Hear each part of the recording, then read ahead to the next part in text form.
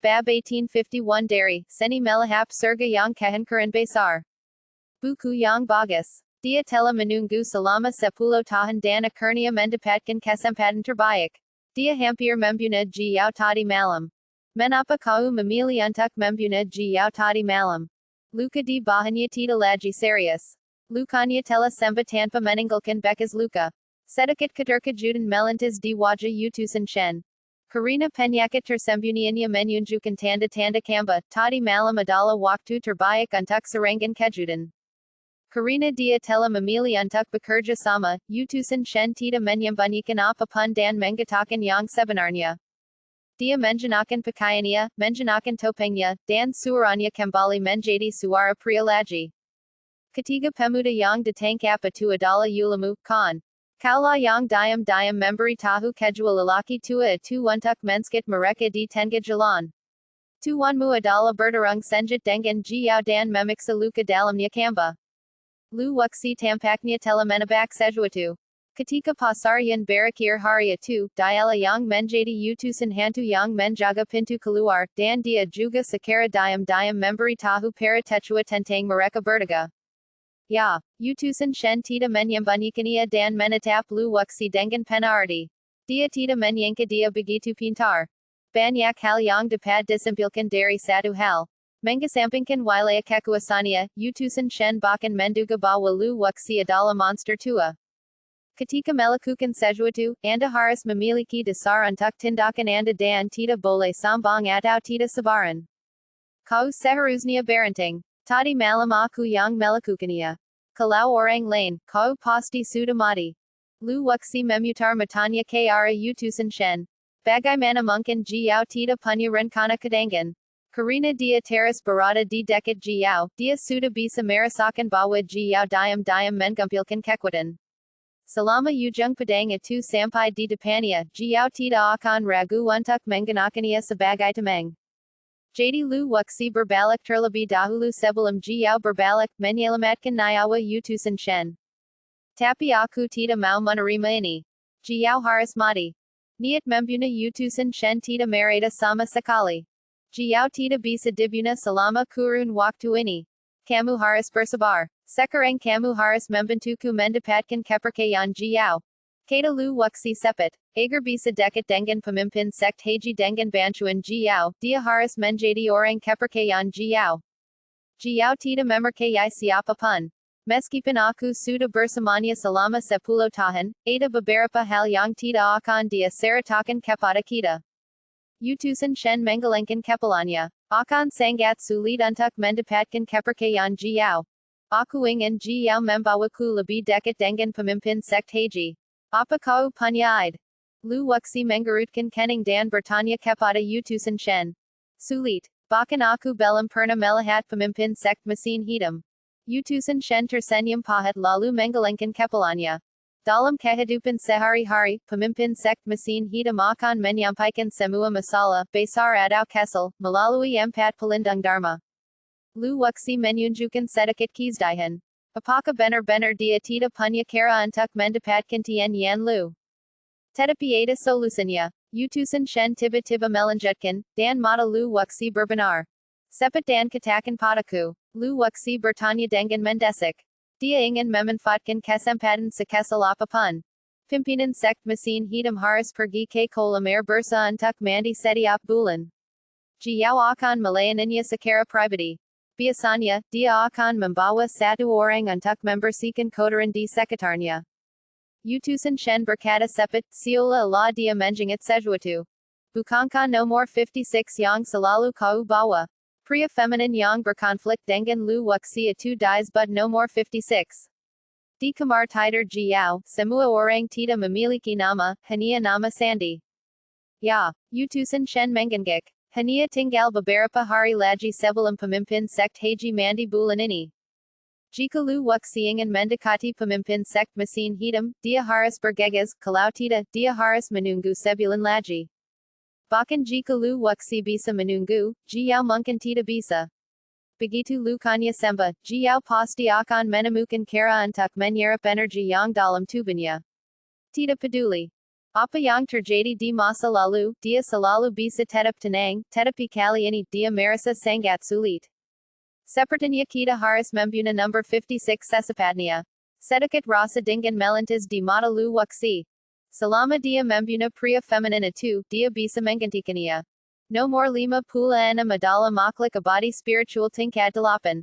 Akan sangat sulit bagimu untuk membunuhnya. Utusan Shen mengalengkan kepalanya. Kecuali dia mengambil tindakan, dia akan memiliki kesempatan untuk membunuh pria feminin itu. Jika Lu Wuxi pergi ke sana, dia hanya akan mati.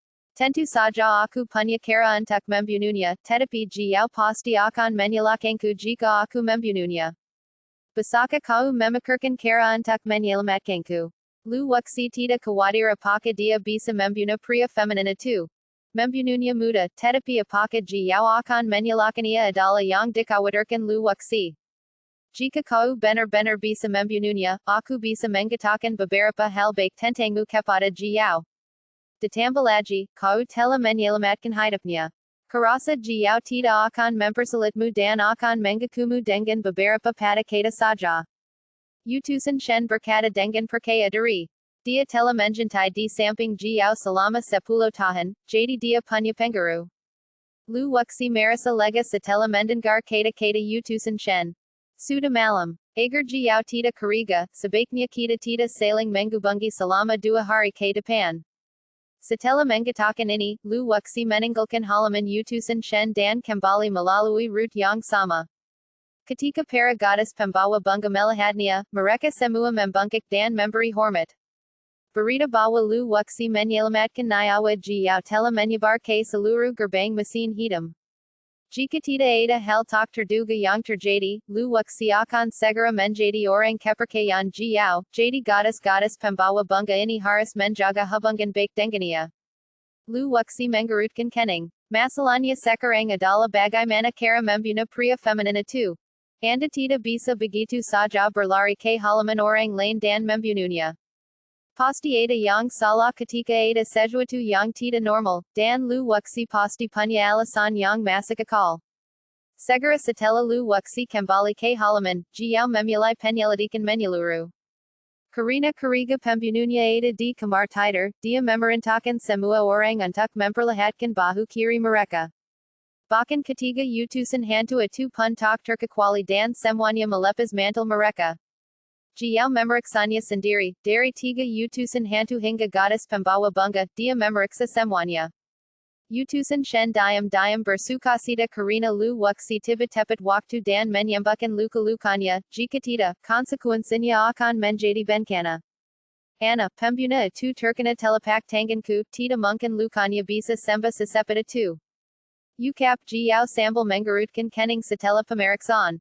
Tanpa mereka sadari, Lu Wuxi memiliki pohon leluhur yang dapat menyembuhkan luka dengan cepat tanpa meninggalkan bekas luka sedikit pun. Tuan, apakah pembunuh itu sudah meninggalkan gerbang mesin hitam? Utusan Shen berkata dengan suara rendah. 2 utusan lainnya menggigik. Jika mereka adalah mereka, mereka pasti akan melarikan diri dari gerbang mesin hitam jika mereka tidak berhasil menangkap serangan itu. Tidak mungkin mereka bisa tinggal di sini. Kalian semua turun. Jiao melambaikan tangannya, dan semua orang keluar dari aula, meninggalkan Jiao sendirian duduk di sana. Pergi dan panggil nomor 179. Jiao melihat ke luar aula dan pria feminin itu segera pergi. Dalam perjalanan, wajah pria feminin itu menjadi semakin muram. Jiao tidak mengatakan apapun kepadanya sekarang, tetapi mengambil inisiatif untuk menemukan No. 179. Lu Wuxi sudah menduga bahwa pria feminin itu akan datang mencarinya. Tuan ingin bertemu denganmu. Pria feminin itu tidak berani mempersulit Lu Wuxi saat ini, karena takut disalahkan oleh tuannya. Pimpin jalan. Lu Wuxi tampak lebih unskilled dan menekan pria feminin itu dengan orangnya, yang tidak diragukan lagi membuatnya marah. Pria feminin itu tidak mengatakan apa-apa, tetapi mencepalkan tangannya, dengan niat membunuh yang mengerikan menyelimuti Lu Wuxi. Senyum mungkil di bibir Lu Wuxi. Tuannya tercapai. Karena dia tidak punya cara untuk membunuh pria feminin itu secara aktif, dia akan memaksanya untuk bertindak terlebih dahulu. Sad malanka memasuki ala, lu wuxi membuad expressi kesakitan dan wajanya menjadi pukit. Salam. Bab ini belum selesai, silakan balik halaman. Pelindung G. Lu wuxi menj palkan Tanzania dengan susupaya. Dia ditusuk dengan pedang tadi malam, dan tidak mungkin lukanya bisa sembuh secepat itu. Berani sekali kau. Kau seharusnya memanggilku tuan. Pria feminin itu tiba-tiba berteriak dan menyerang lu wuxi, dengan sengaja menekankan kata tuan, dan menggunakan tangan Jiao untuk membunuh lu wuxi. Kau hanya seekor anjing, tentu saja kau harus memanggilku tuan. Lu wuxi mensibir. Pria feminin itu benar-benar marah. Jika saatnya tiba, dia pasti akan menyerangnya. Pria feminin itu hendak meledak tetapi diiska oleh Jiao. Baiklah kamu turun dulu. Jiao melambaikan tangannya dan membiarkan pria feminin itu turun terlebih dahulu tanpa berdebat dengan masalah ini. Pria feminin itu ingin mengatakan sesuatu yang lain, tetapi menghadapi tatapan mata Jiao yang menakutkan, dia harus menjesilkan lehernya dan mundur. Hanya Jiao dan lu wuxi yang tersisa dialah. Di seluruh istana, hanya kau yang berani tidak memanggilku tuan. Apa kau tidak takut aku akan membunuhmu? Tidak ada orang luar di sini. Jiao menatap lu wuxi, penasaran dari mana lu wuxi mendapatkan keberanian itu. Jika aku juga menggunakan gelar ini, maka ketika seseorang bertanya kepada guardian G siapa yang menyelamatkanmu, bagaimana seharusnya guardian G menjawab? Lu wuxi tidak menjelaskan lebih lanjut, tetapi bertanya balik. Dengan kecerdasan G Hufa, dia seharusnya bisa menebak arti kata-kata lu wuxi. Jika seseorang bertanya, penjaga G tidak dapat memberitahu mereka bahwa ia diselamatkan oleh seekor anjing. Meski mereka tidak mengatakannya secara eksplisit, masing-masing dari mereka tahu apa maksudnya. Kamu sangat pintar. Penjaga G merenung beberapa saat dan berkata perlahan. Lu wuxi jelas-jelas mencoba mengambil keuntungan dari situasi ini, tetapi pelindung G tidak punya cara untuk membantahnya. Terima kasih atas pujianmu, pelindung G. Lu wuxi membungkuk dan bersikap sangat rendah hati. Kudengar kau pergi ke halaman utusan Shen sore ini. Jiao memanggil lu wuxi. Tentu saja, dia tidak peduli dengan alamatnya, tetapi akhirnya langsung ke intinya. Ya, lu wuxi tahu bahwa dia tidak bisa menyembunyikannya dari Jiao, jadi dia tidak berniat menyembunyikannya dari awal hingga akhir. Seluruh istana dipenuhi mata-mata Jiao, dan Jiao mengetahui dengan jelas setiap gerakannya. Mengapa kau pergi menemuinya? Jiao sangat curiga. Meskipun dia tahu bahwa Lu Wuxi telah pergi menemui utusan Shen, dia tidak tahu apa yang mereka bicarakan. Beberapa saat yang lalu, dia juga mencari utusan Shen, dan utusan Shen tidak menyembunyikan fakta bahwa Lu Wuxi telah mencarinya. Tidak ada, hanya mencoba membangun hubungan. Lu Wuxi merentangkan tangannya, memberikan jawaban yang persis sama dengan utusan Shen. Utusan Shen membalas Jiao, mengatakan bahwa Lu Wuxi mencoba mendekatinya. Hanya itu, Jiao masih belum begitu percaya. Apakah pelindung Ji masih curiga bahwa aku akan mengkhianatimu? Jika aku benar-benar ingin mengkhianatimu, aku tidak akan mempertaruhkan nyawaku untuk menyelamatkanmu tadi malam. Lu Wuxi tampak marah. Sungguh. Setelah mendengar Lu Wuxi mengatakan ini, Jiao menggelengkan keraguannya. Pemahaman Lu Wuxi tentang sifat manusia terlalu akurat. Jika aku menjelaskan terlalu banyak, keadaan akan bertambah buruk dan Jiao akan menjadi semakin curiga. Dia hanya berpura-pura marah agar Jiao tidak dapat menemukan alasan untuk menghukumnya. Meskipun aku tidak akan membatasi kebebasanmu, kamu tidak bisa sinaknya saja. Lupakan saja apa yang terjadi hari ini. Jika itu terjadi lagi, jangan salahkan aku karena bersikap kasar. Jiao secara simbolis memarahi Lu Wuxi dan melambaikan tangannya, memberi isyarat agar dia bisa pergi. Lu Wuxi menjepalkan tangannya dan berjalan keluar dari aula. Pria feminin itu belum pergi, dan ketika dia melihat Lu Wuxi, niat membunuhnya tiba-tiba meledak. Bab 1852 dari Seni Melahap Surga yang Kehancuran Besar. Buku yang bagus. Tak satu pun dari mereka menyembunyikan niat membunuh dalam tubuh mereka dan melepaskannya tanpa kendali. Jiao, yang duduk di aula utama, menyaksikan seluruh proses dan tidak mengatakan apapun untuk menggantikan mereka, membiarkan mereka bertarung. Mamang bener semua pria itu jahat. Jiao mengalikan pandangania dan tidak melanjutkan membaka. Menurutnya, luwuksi dan pria feminin itu seharusnya bersaing untuk mendapatkan hati satu sama lain. Nak barannya kau membentakku diala. Hari ini adalah hari kematianmu. Setelah meninggalkan Allah dan menghindari pandangan Jiao, pria feminin itu tiba-tiba berhenti, dengan tatapan tajam di matanya. Kau terlalu banyak bicara omong kosong. Kalau begitu, mari kita bertarung sampai mati. Luwuksi khawatir dia tidak akan memiliki kesempatan untuk membunuhnya. Karena pihak lain mengambil inisiatif untuk menimbulkan masalah, dia mungkin juga membunuhnya untuk memfasilitasi rencana selanjutnya. Wah kamu sombong sekali. Akudlah denganku. Setelah pria feminin itu mengatakan ini, dia menggoyangkan tubuhnya dan bergegas ke tempat lain. Luwuksi mengikuti dari dekat dan segera menyusul. Pemandangan di depan tiba-tiba terbuka, dan ada banyak batu bertumpuk di sekitarnya. Jiao tidak akan datang ke daerah ini karena di sanalah para gadis pembawa bunga membuang limbah. Setelah pria feminin itu terdiam, sebuah pedang panjang muncul di telapak tangannya, dan kekuatan spiritual abadi tingkat ke-8 tersapu keluar, dan bebatuan di sekitarnya mengeluarkan suara berderat. Apa yang mereka lakukan? Ora kuat itu membuat ketiga utusan hantu itu khawatir. Haruskah kita menggantikannya? Utusan hantu di sebelah kanan menatap luwuksi dan pria feminin itu dan berbicara. Tuan paling suka melihat orang-orang di bawah saling membunuh, jadi sebaiknya kita tidak ikut campur dalam urusannya. Utusan Shen menyela mereka berdua. Berdasarkan pemahaman mereka tentang Tuan, dia tidak akan ikut campur dalam pertarungan mereka sama sekali. Dua utusan lainnya mengangguk berpikir bahwa apa yang dikatakan utusan Shen masuk akal. Anak ini cukup berani. Dia berasal dari negeri dongeng kesal yang nyata dan berani memprovokasi negeri dongeng ro. Dia akan segera mati di tempat. Kedua utusan yang berdiri di samping utusan Shen mensibir, mengira luwuksi melebih-lebihkan kemampuannya sendiri. Utusan Shen tidak mengatakan apa-apa, tetapi ada sedikit kekhawatiran di matanya. Menurut rencana luwuksi, hanya dengan membunuh pria feminin itu dan menggantikannya, dia akan mempunyai kesempatan untuk mendekati pemimpin sekt mesin hitam.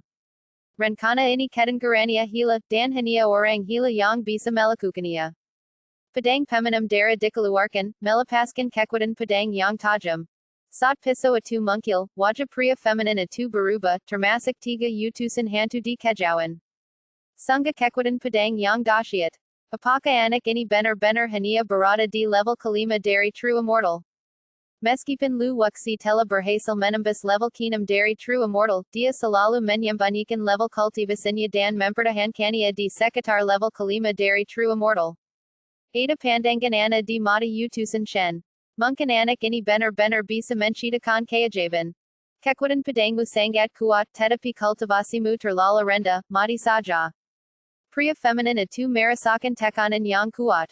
Kekuatan pedang luwuksi memberi orang-orang kekuatan yang tidak bisa dihangkarkan, seolah-olah ada gunung yang menghangkarkannya. Perasaan itu sangat tidak menyenangkan, dan pria feminin harus segera menyelesaikannya. Sudut mulut luwuksi sedikit melengkung. Tingkat kultivasi tidak mewakili segalanya.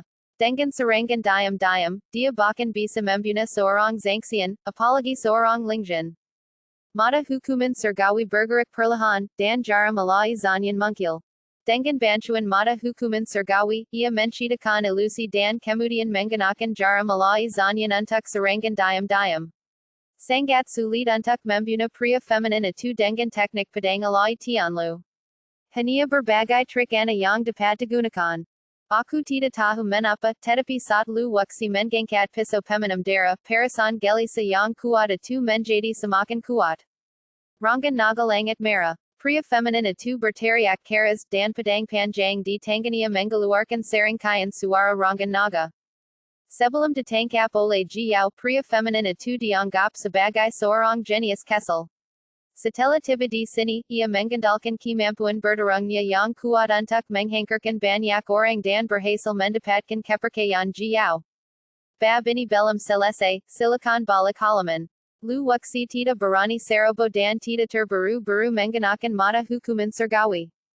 Swoosh. Satella menganakan sembilan transformasi gerakan alai, tubanya seperti meteor. Tidak seorang pun dapat melihat dengan jelas bagaimana luwaksi menggelang. Ketiga utusan hantu itu saling berpandangan dan melihat keterkejutan yang mendalam di mata masing-masing. Kecepatan yang luar biasa. Sarah utusan shen kagum. Jika itu dia tidak akan bisa melakukan itu. Gerakan tubuhnya sangat aneh. Bukan hanya kesempatannya. Dia tampak menyatu dengan lingkungan sekitarnya. Bisik pria berpakaian hitam yang berdiri di sebelah kiri utusan shen. Yang paling mengemparkan adalah si pria feminin, yang menggayungkan pedangnya ke udara dan menghantam batu-batu besar. Sebuah batu sukuran tangki air meledak seketika, berubah menjadi serpihan bubuk yang tak terhitung jumlahnya dan berhamburan ke segala arah. Ini adalah pertama kalinya luwaksi melakukan sembilan transformasi gerakan alai dan dia masih sedikit asing dengannya, jadi dia memanfaatkan pria feminin itu untuk menggasak keterampilannya. Meski serangannya meleset, pria feminin itu tidak pada semangat dan malah menyerang lebih cepat. Gerakan pedang itu seperti gerimis yang tak henti-hentinya, satu demi satu, masing-masing menyasar titik lema luwaksi. Luwaksi tidak berani serabo. Dengan bantuan mata hantunya, dia dapat dengan jelas melihat lintasan pedang pria wanita itu. Dalam sekejap mata, pria feminin itu menggunakan pedangnya 15 kali, setiap kali menusuk tepat di samping tubuh luwaksi. Lambat laun, pria feminin itu merasa sedikit tidak nyaman. Ia menemukan bahwa aura spiritualnya tidak berguna melawan luwaksi.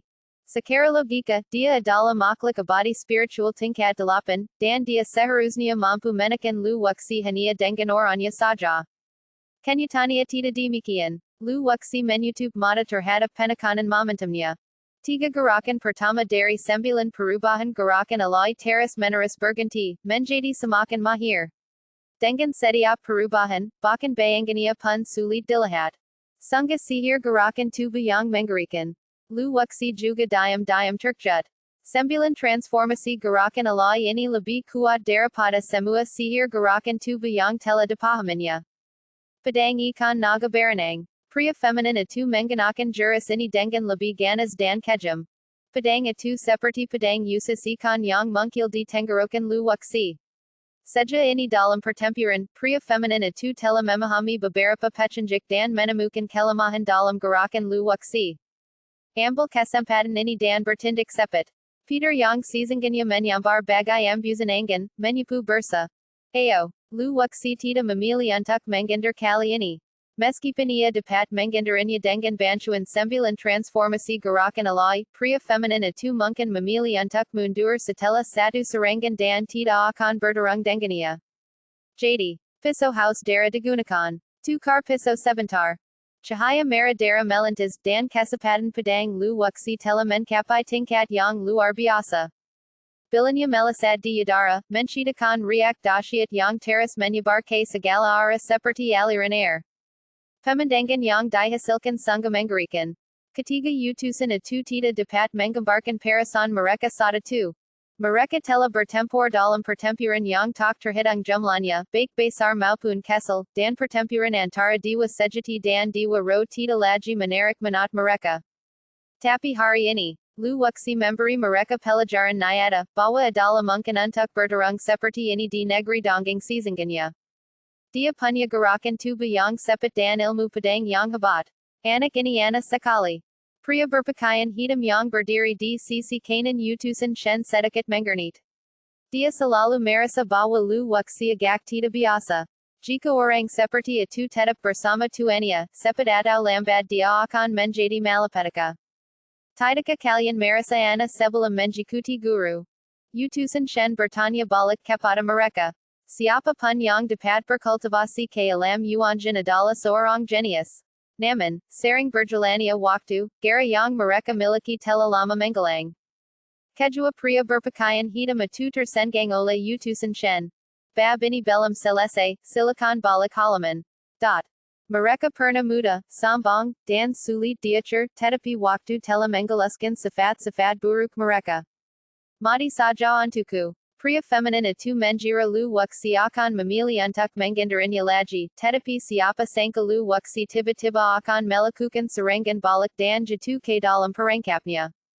Awalnya, dia berancana bahwa jika dia masih tidak bisa membunuh lu wuxi, dia hanya bisa memilih untuk mundur dan menunggu kesempatan berikutnya untuk membunuhnya. Pedang panjang itu tiba-tiba berubah dan terbelah menjadi tiga orang pedang mungkil dan mengunci tiga bagian lu wuxi. Jejak-jejakan melintas di mata lu wuxi. Setiap perubahan dalam gerakan pria feminin itu sesuai dengan harapannya. Piso peminum darah langsung masuk tanpa perubahan apapun. Inilah inti dari momen pertukaran pedang. Itu terjadi dalam sepersekian detik. Sebelum pria feminin itu bisa menyelesaikan gerakan pedangnya, piso peminum darah telah mungkil di depannya, 3 kali lebih cepat dari jarakannya. Tidak bagus. Quote, pria feminin itu masih meremehkan kemampuan bertarung lu wuxi. Ia mengira bahwa lu wuxi hanya kuat karena gerakan tubuhnya. Siapa sangka bahwa ilmu pedangnya telah mencapai tingkat yang sangat tinggi sehingga benar-benar luar biasa. Di antara semua seni bela diri di dunia, satu-satunya hal yang tidak dapat dikalahkan adalah kecepatan. Lu wuxi telah membawa kecepatan ke titik ekstrem. Klang. Quote, dalam keputusan, pria feminin itu memilih untuk menarik pedangnya, dan menggayungkan pedang panjang di tangannya untuk memblokir piso peminum darah. Api tak berahang mikar di udara, seperti pohon api yang mikar dan bunga perak. Dunia Taihuang demobilisasi, dan energi peri yang terkejut seperti banjir yang menderu, mengalir ke piso peminum darah di sepanjang lengan lu wuxi. Noda darah yang tertidur di kedalaman piso peminum darah mungkil dan menggelang, melepaskan kekuatan yang sulit dipahami. Ledakan. Quote, pada saat tabrakan, energi abadi meledak lagi. Kemurnian energi abadi lu wuxi tidak kalah dengan pria feminin. Yang menakutkan bukan hanya itu. Setiap hukum abadi sejati lu wuxi sangat tebal, seperti naga, menjerat pria feminin. Bagaimana mungkin? Quote, pria feminin itu panik. Selama pertempuran saja ini, dia menemukan bahwa kecuali wilayahnya yang lebih tinggi daripada lu wuxi, dia benar-benar dihancurkan oleh lu wuxi dalam aspek lain. Memanfaatkan momen ketika mata pria feminin itu menjadi terganggu, mata hukuman surgawi dikorbankan. Ilusi. Quote, kekuatan mental yang mengerikan itu berubah menjadi jarum perak, melesat di udara. Seluruh dunia berguncang, dan tidak seorang pun tahu apa yang sedang terjadi. Inilah keajaiban kekuatan mental, yang bahkan kesadaran alai tidak dapat rasakan. Ketiga utusan yang berdiri di kejauhan menyadari bahwa ada sesuatu yang salah, dan dua dari mereka ingin menggantikannya, tetapi dihentikan oleh utusan Shen. Biarkan mereka pergi. Quote, utusan Shen menggelengkan kepalanya dan memberitahu mereka untuk tidak menggantikannya. Jika mereka menggantikannya saat ini, bukankah itu akan mengganggu rencana lu wuxi? Bagaimana jika Tuan menyalahkan kita? Quote, utusan di sebelah kiri bertanya kepada utusan Shen. Jika Tuan menyalahkan saya akan bertanggung jawab sendiri. Quote, utusan Shen memandang mereka berdua, berharap mereka tidak akan mencampuri urusan orang lain. Dua lainnya tidak tahu harus berkata apa. Orang-orang meninggal di sekt mesin hitam setiap hari, dan mereka menjadi mati rasa. Kekuatan mental menyelimuti pria feminin itu, dan seperti Mercury, ia dengan mudah menembus ke dalam istana Nuan Nya. Quote, pria feminin itu menjerat melengking yang terdengar dari kejauhan, dan tidak seorang pun tahu apa yang terjadi. Sebelum dia bisa menutupi kepalanya dengan tangannya, jarum alai zanyan menembus langit dan dengan mudah menembus perisai pertahanan pria feminin itu. Setelah menembus perisai pertahanan, jarum alai zanyan menjebur ke dalam tubuhnya. Semuanya terjadi dalam sekejap, dan bahkan jika kedua utusan itu ingin menggantikannya, sudah terlambat. Lu wuxi membunuh orang terlalu cepat, sangat cepat. Bab 1853 dari, The Great Desolation Devouring Heaven Art, Langkah Pertama Rencana. Buku yang bagus. Kegunan terbesar dari jarum alai zanyan adalah untuk menghancurkan perisai pertahanan para biksu. Dengan mengandalkan ilusi, seseorang paling dapat menahan pria feminin, tetapi sangat sulit membunuhnya. Saat jarum suki zanyan menembus tubuh pria feminin itu, vitalitasnya langsung hancur. Energy zanyan yang kuat membukukan organ dalam pria feminina 2. Tanpa parasai pelindung, padang house dara menebas dengan suara keras. Crack. Sebelum pria feminina 2 sempat menggender, tubuhnya terbela menjadi dua kelapak, seperti bunga yang sedang mekar. Dara yang menyengat warnai bebatuan di sekitarnya menjadi merah. Pemandangan itu begitu mengerikan hingga ketiga utusan hantu yang berdiri di kejauhan terksip. Apakah ini sudah berakhir? Tak seorang pun, termasuk utusan Shen, menduga bahwa Lu Wuxi akan menang dengan mudah dan membunuh di waro tingkat 8 dengan momentum yang menghantarkan. Akan menjadi bencana jika orang seperti itu tumbuh dewasa. Ala-ala memperbaiki pria feminina 2, dia malah mengambil cincin penyimpanannya. Nomor 179, kau begitu berani sampai berani membunuh orang di sini. Akudlah dan gangku untuk menemui tuan. Utusan Shen berteriak dan berjalan mendekat dari kejauhan. Setelah itu, ia membawa Lu Wuxi pergi dan pergi ke ala utama. Jika jatuh ke tangan dua utusan lainnya, itu pasti akan menjadi bencana. Namun jika jatuh ke tanganku, masih ada sisa harapan. Lu Wuxi tidak melawan dan membiarkan utusan Shen menekannya. Dua utusan lainnya saling memandang dan segera mengikuti. Jiao duduk di ala utama, merasa khawatir. Luka-luka di tubuhnya menunjukkan tanda-tanda kambuh, dan dia harus menyerap energi yang murni malam ini untuk menekannya. Cepat masuk. Kata utusan Shen dengan nada sangat tegas, sambil mendorong Lu Wuxi ke dalam ala. Apa yang terjadi? Jiao bertanya sambil melihat Lu Wuxi yang sedang digiring masuk. Tuanku, nomor 179 telah membunuh nomor 56. Utusan Shen tidak menyembunyikan apapun dan menceritakan seluruh kisah tentang apa yang baru saja terjadi. Jiao menatap Lu Wuxi dengan rasa ingin tahu. Kemasian satu orang saja tidak akan memberikan dampak yang menjadikan bagi Jiao. Yang membuatnya penasaran adalah bagaimana Lu Wuxi membunuh makhluk abadi spiritual tingkat 8. Mengapa kamu ingin membunuhnya? Jiao tidak menyalahkannya, tetapi bertanya pada Lu Wuxi. Dia ingin membunuhku, dan aku hanya melawan. Kata Lu Wuxi polos. Apakah itu yang dia katakan? Jiao bertanya kepada utusan Shen apakah itu seperti yang dikatakan Lu Wuxi. Ya, utusan Shen mengangguk. Memang benar nomor 56 yang memprovokasi lebih dulu, dan Lu Wuxi kemudian melakukan serangan balik. Setelah dua utusan lainnya masuk, mereka tidak berbicara dan memilih tetap diam. Siapa pun yang menyerang lebih dulu, kau telah membunuh seseorang di sini, yang berarti kau telah melanggar peraturan di sini.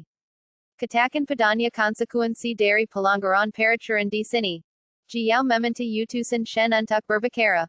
Jika kalian melanggar peraturan di sini, urat dan kulit kalian akan dilukati, lalu direndam dalam kulkas selama 10 hari 10 malam. Utusan Shen berkata tanpa ekspresi, tanpa sedikit pun emosi.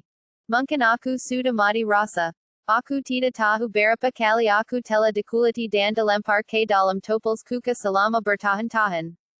Lu Wuxi tidak mengatakan apapun dan hanya menatap Jiao dengan tenang. Tidakkah kau akan memberiku penjelasan? Jika orang lain, setelah mendengar hukuman ini, mereka akan sangat takut hingga mereka akan pingsan di tempat dan berlutut untuk memohon belas kasihan. Yang anehnya adalah ini tidak dapat dilihat dari Lu Wuxi. Karena aku tahu pelindung Ji tidak akan menghukumku, tidak ada gunanya berdebat atau tidak. Lu Wuxi berbicara dengan fasih, dan tidak ada sedikit pun rasa takut di wajahnya. Karakter seperti ini saja sudah membuat pelindung Ji menatapnya dengan penuh hormat. Oh, bagaimana kau tahu aku tidak akan membunuhmu?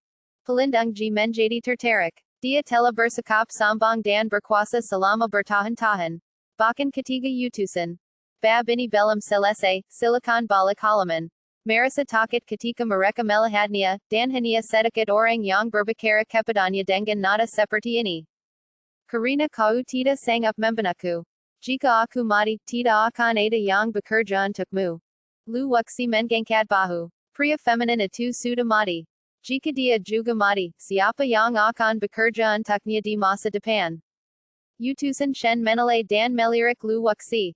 Awalnya dia berencana untuk memohon Lu Wuxi dan meminta Jiao untuk mengampuni nyawaannya.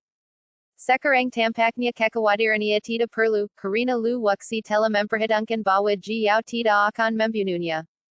Kau tahu, orang pintar tidak berumur panjang. Jiao terkekeh. Lu wuxi benar. Dia benar-benar tidak tiga membunuhnya. Orang yang menarik seperti itu sulit ditemukan. Barananya aku memamerkan kemampuanku di depan pelindung ji. Aku hanya mengatakan kebenaran. Lu wuxi sangat rendah hati. Dia hanya perlu bertahan selama beberapa hari sebelum dia bisa menghantarkan sekt mesin hitam. Nomor 56 akhir-akhir ini agak ceroboh dalam tindakannya, dan aku sudah lama ingin menggantikannya. Karena kau membunuhnya untukku, semua hal besar dan kecil di sini akan dilakukan olehmu mulai sekarang. Jika kau membuat kesalahan sekecil apapun, aku akan membunuhmu. Setelah Jiao selesai berbicara, orang mengerikan menyelimutannya, dan dia menggunakan kebaikan dan kekerasan. Jiao ini adalah karakter yang nyata. Terima kasih, pelindung Ji, karena tidak membunuhku. Lu wuxi berpura-pura takut dan membungkuk cepat. Turun. Jiao melambaikan tangannya dan meminta mereka untuk turun. Lu wuxi berbalik dan meninggalkan Allah, dan ketiga utusan hantu itu berbalik dan menjikutannya. Apakah kamu tahu bahwa Tuan tidak akan membunuhmu? Utusan Shen segera menjikuti dan diam-diam berkomunikasi dengan kekuatan jiwa yang tidak dapat dirasakan oleh orang lain. Ya, Lu wuxi mengangguk. Dia sangat mengenal karakter Jiao. Selama dia menanganinya dengan benar, Jiao tidak akan membunuhnya. Itu terlalu berisiko tadi. Jiao sedang mering. Hanya karena aku tidak membunuhmu sekarang bukan berarti aku tidak akan membunuhmu di masa depan. Utusan Shen masih berharap Lu wuxi akan bertindak hati-hati. Setelah mengatakan itu, keduanya berpisah. Lu wuxi tentu tahu bahwa Jiao memiliki kepribadian yang tidak terduga, jadi dia melakukan ini. Semakin dia berhati-hati, semakin curiga Jiao, jadi dia melakukan yang sebaliknya. Untuk menghadapi orang-orang yang mencurigakan dan mering, Anda harus bersih dan efisien serta tidak memberi mereka kesempatan untuk menjadi curiga. Ketika kembali ke halamannya, Lu wuxi mendapati punggungnya basah kuap.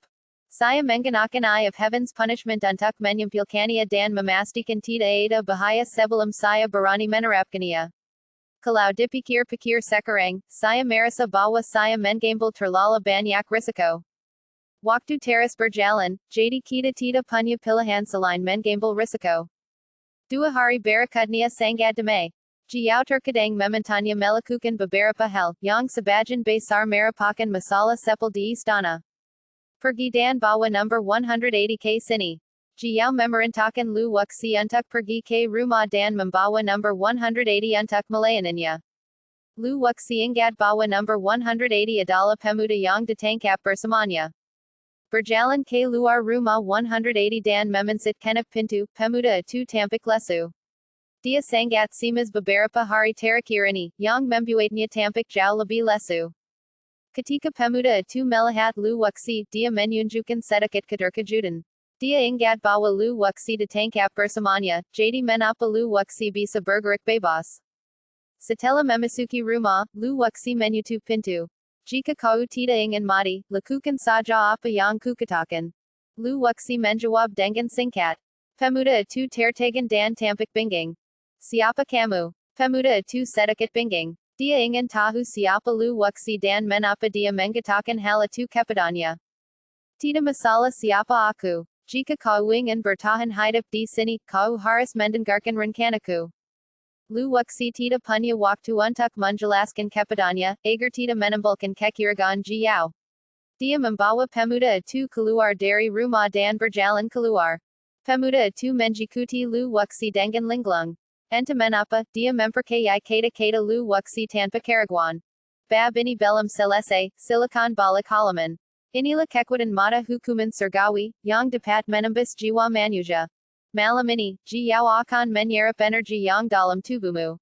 Kau harus tahu bahwa begitu energi yang mu tersedot keluar, kau akan segera menjadi mayat. Dalam perjalanan, Lu wuxi menggunakan kekuatan mentalnya untuk berkomunikasi dengan No. 180. Mendengar bahwa energi yang orang itu telah tersedot dan berubah menjadi mumi, pemuda itu menjijil seluruh tubuhnya.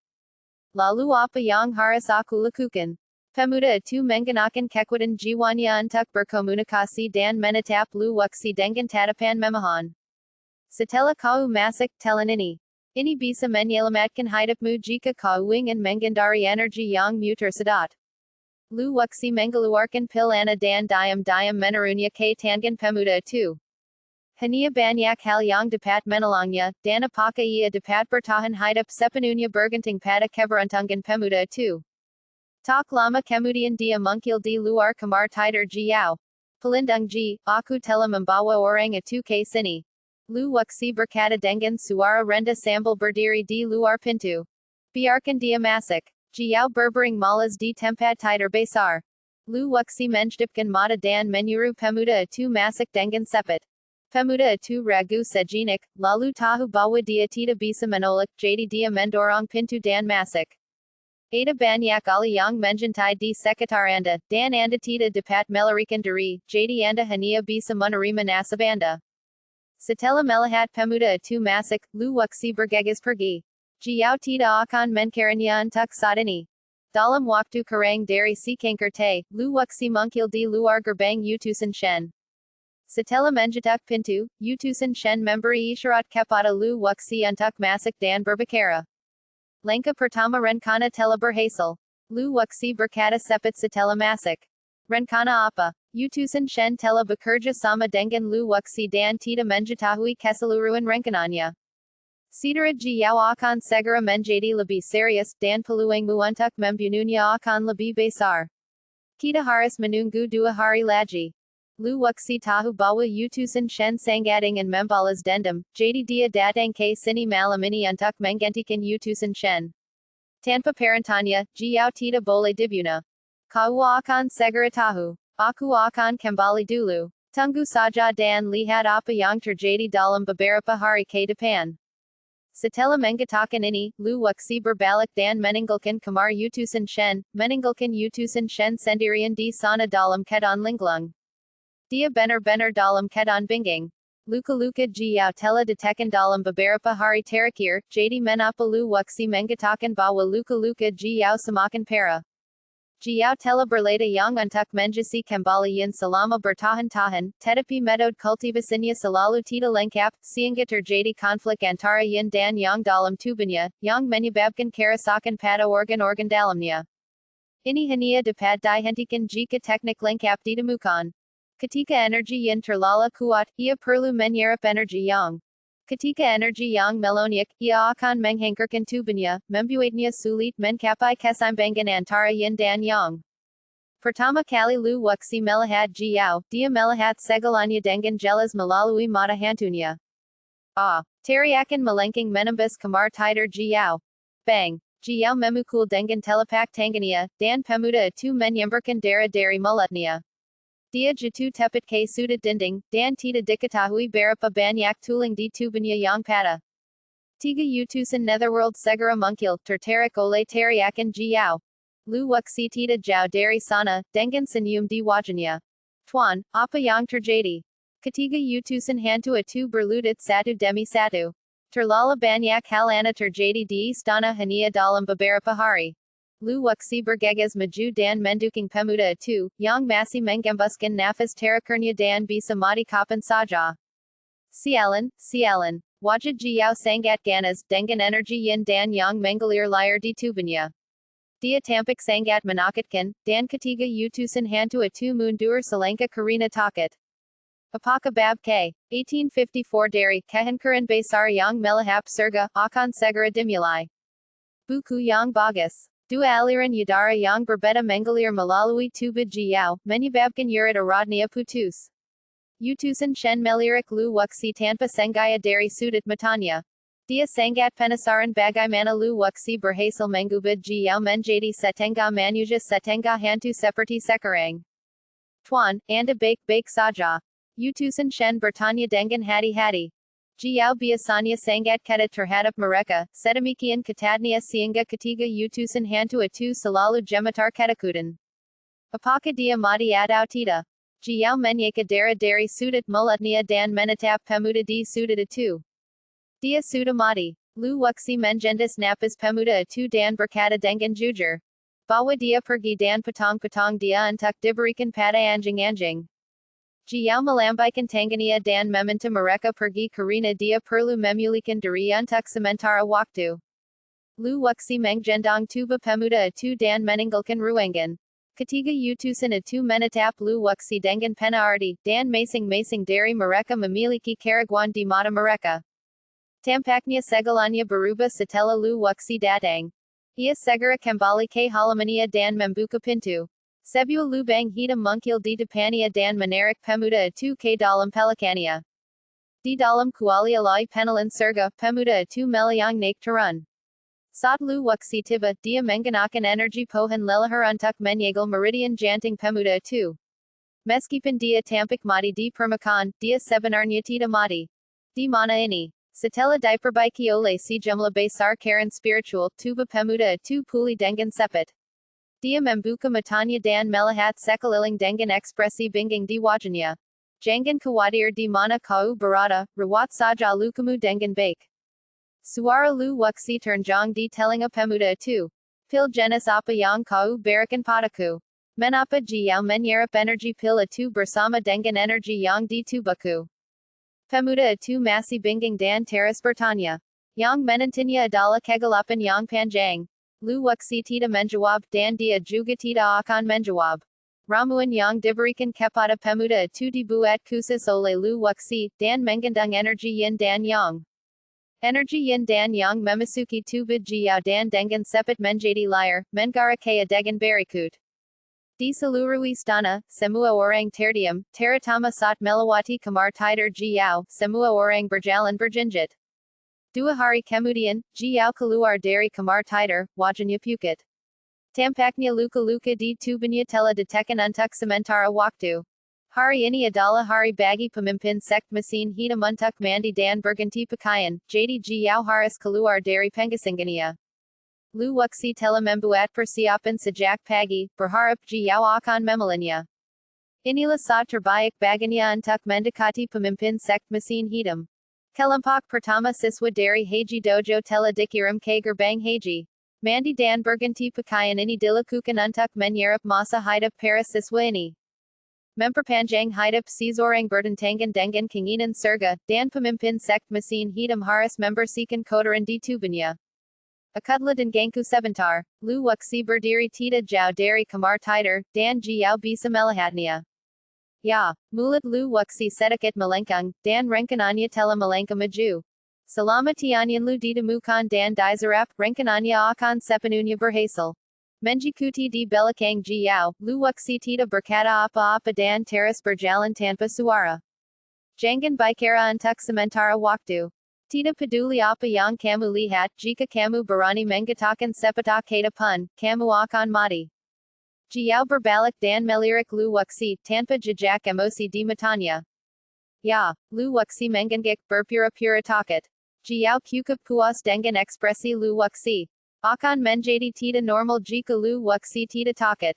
Setelah melewati banyak bangunan, sebuah ala mungkil di depan. Tunggu aku di sini. Sebelum memasuki ala, jauh meminta lu wuxi untuk berjaga di luar ala sementara dia berjalan masuk ke ala. Bab ini belum selesai, silakan balik halamannya. Wuxi dengan hormat mundur ke sisi ala dan melihat ke bawah gunung. Namun, mata hukuman surgawi dan mata hantunya telah digunakan dan memasuki ala. Di puncak ala, ada seorang pria berjubah hitam duduk. Dia seharusnya adalah pemimpin sekt Haji. Selain jauh, ada 3 pria lain di bawah, yaitu Black Tiger, Viper, dan Demon King. Keempat pelindung Dharma semuanya berkumpul. Jauh kudengar kira-kira ini kamu merasa tidak enak badan. Tanya Viper sambil tersenyum kekit, sedikit sarkasmi di bibirnya. Kurasa dia telah menyerap terlalu banyak esensi dari pria. Hehu mengambil kesempatan itu untuk menyusik jauh dengan pukulan lain, membuatnya gemetar karena marah.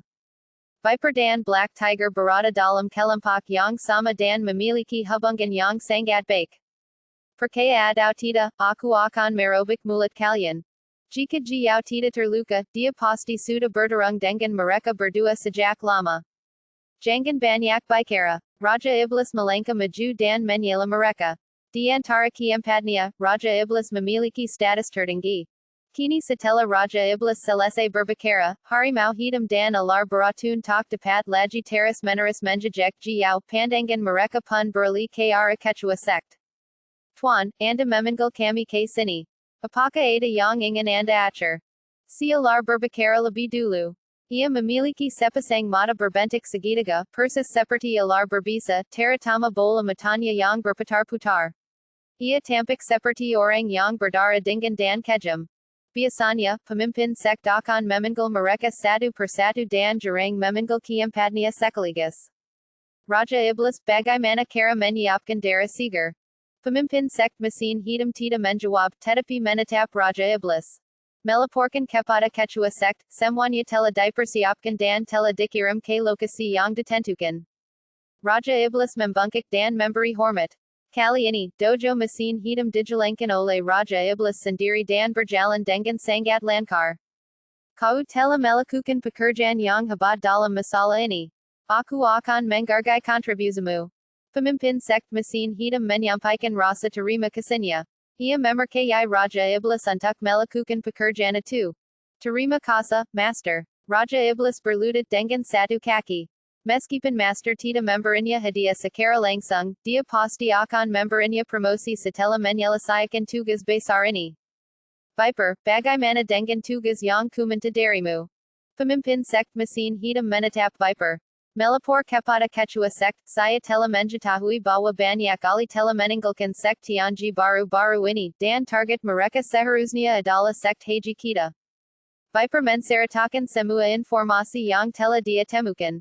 Setiap gerakan Sekt Tianji berada di bawah pengawasannya. Sekt Tianji sebenarnya mencari kemasan mereka sendiri. Jika mereka benar-benar berani datang, kami akan memastikan mereka tidak akan pernah kembali. Haihu tiba-tiba berkata dengan nada sinus. Sekt Haji dan Sekt Tianji selalu tidak dapat didamaikan. Selama bertahan-tahan, konflik yang tak terhitung jumlahnya telah terjadi. Pemimpin Sekt Mesin Hidam tidak mengatakan apapun dan tenggelam dalam pikiran mendalam. Kali ini, serangan besar-besaran Sekt Tianji agak tidak biasa.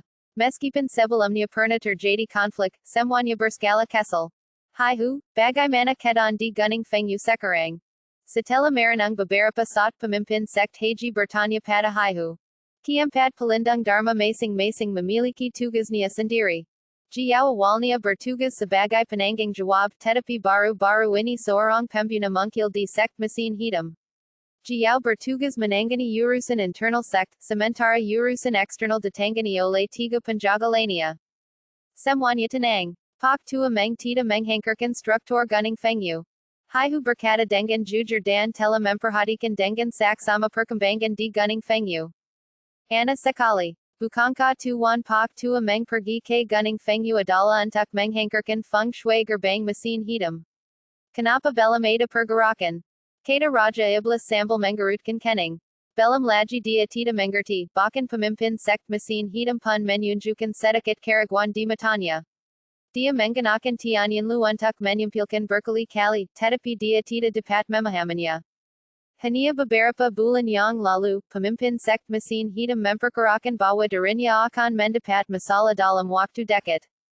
Bencana ini mungkin mengancam keselamatannya sendiri, jadi dia memerintahkan Raja Iblis untuk pergi ke kota Donggang dan mendirikan Dojo Mesin Hitam. Selama dia menyerap cukup banyak kehidupan, dia akan dapat memahami tianyanlu sepenuhnya.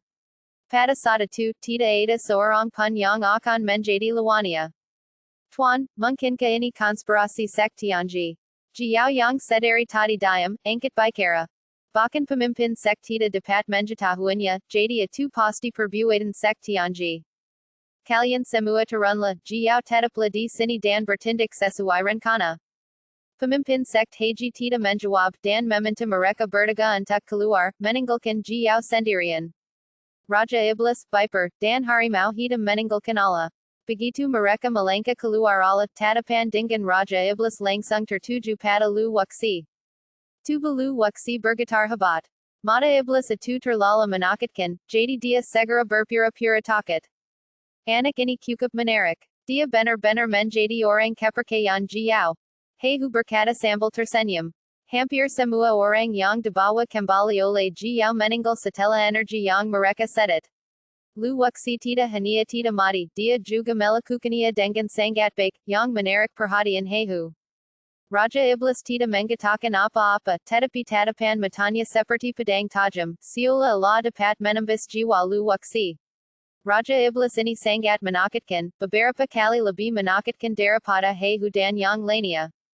Ular berbisa itu tiba-tiba datang di depan Lu Wuxi dan menjendis Lu Wuxi dengan hidungnya.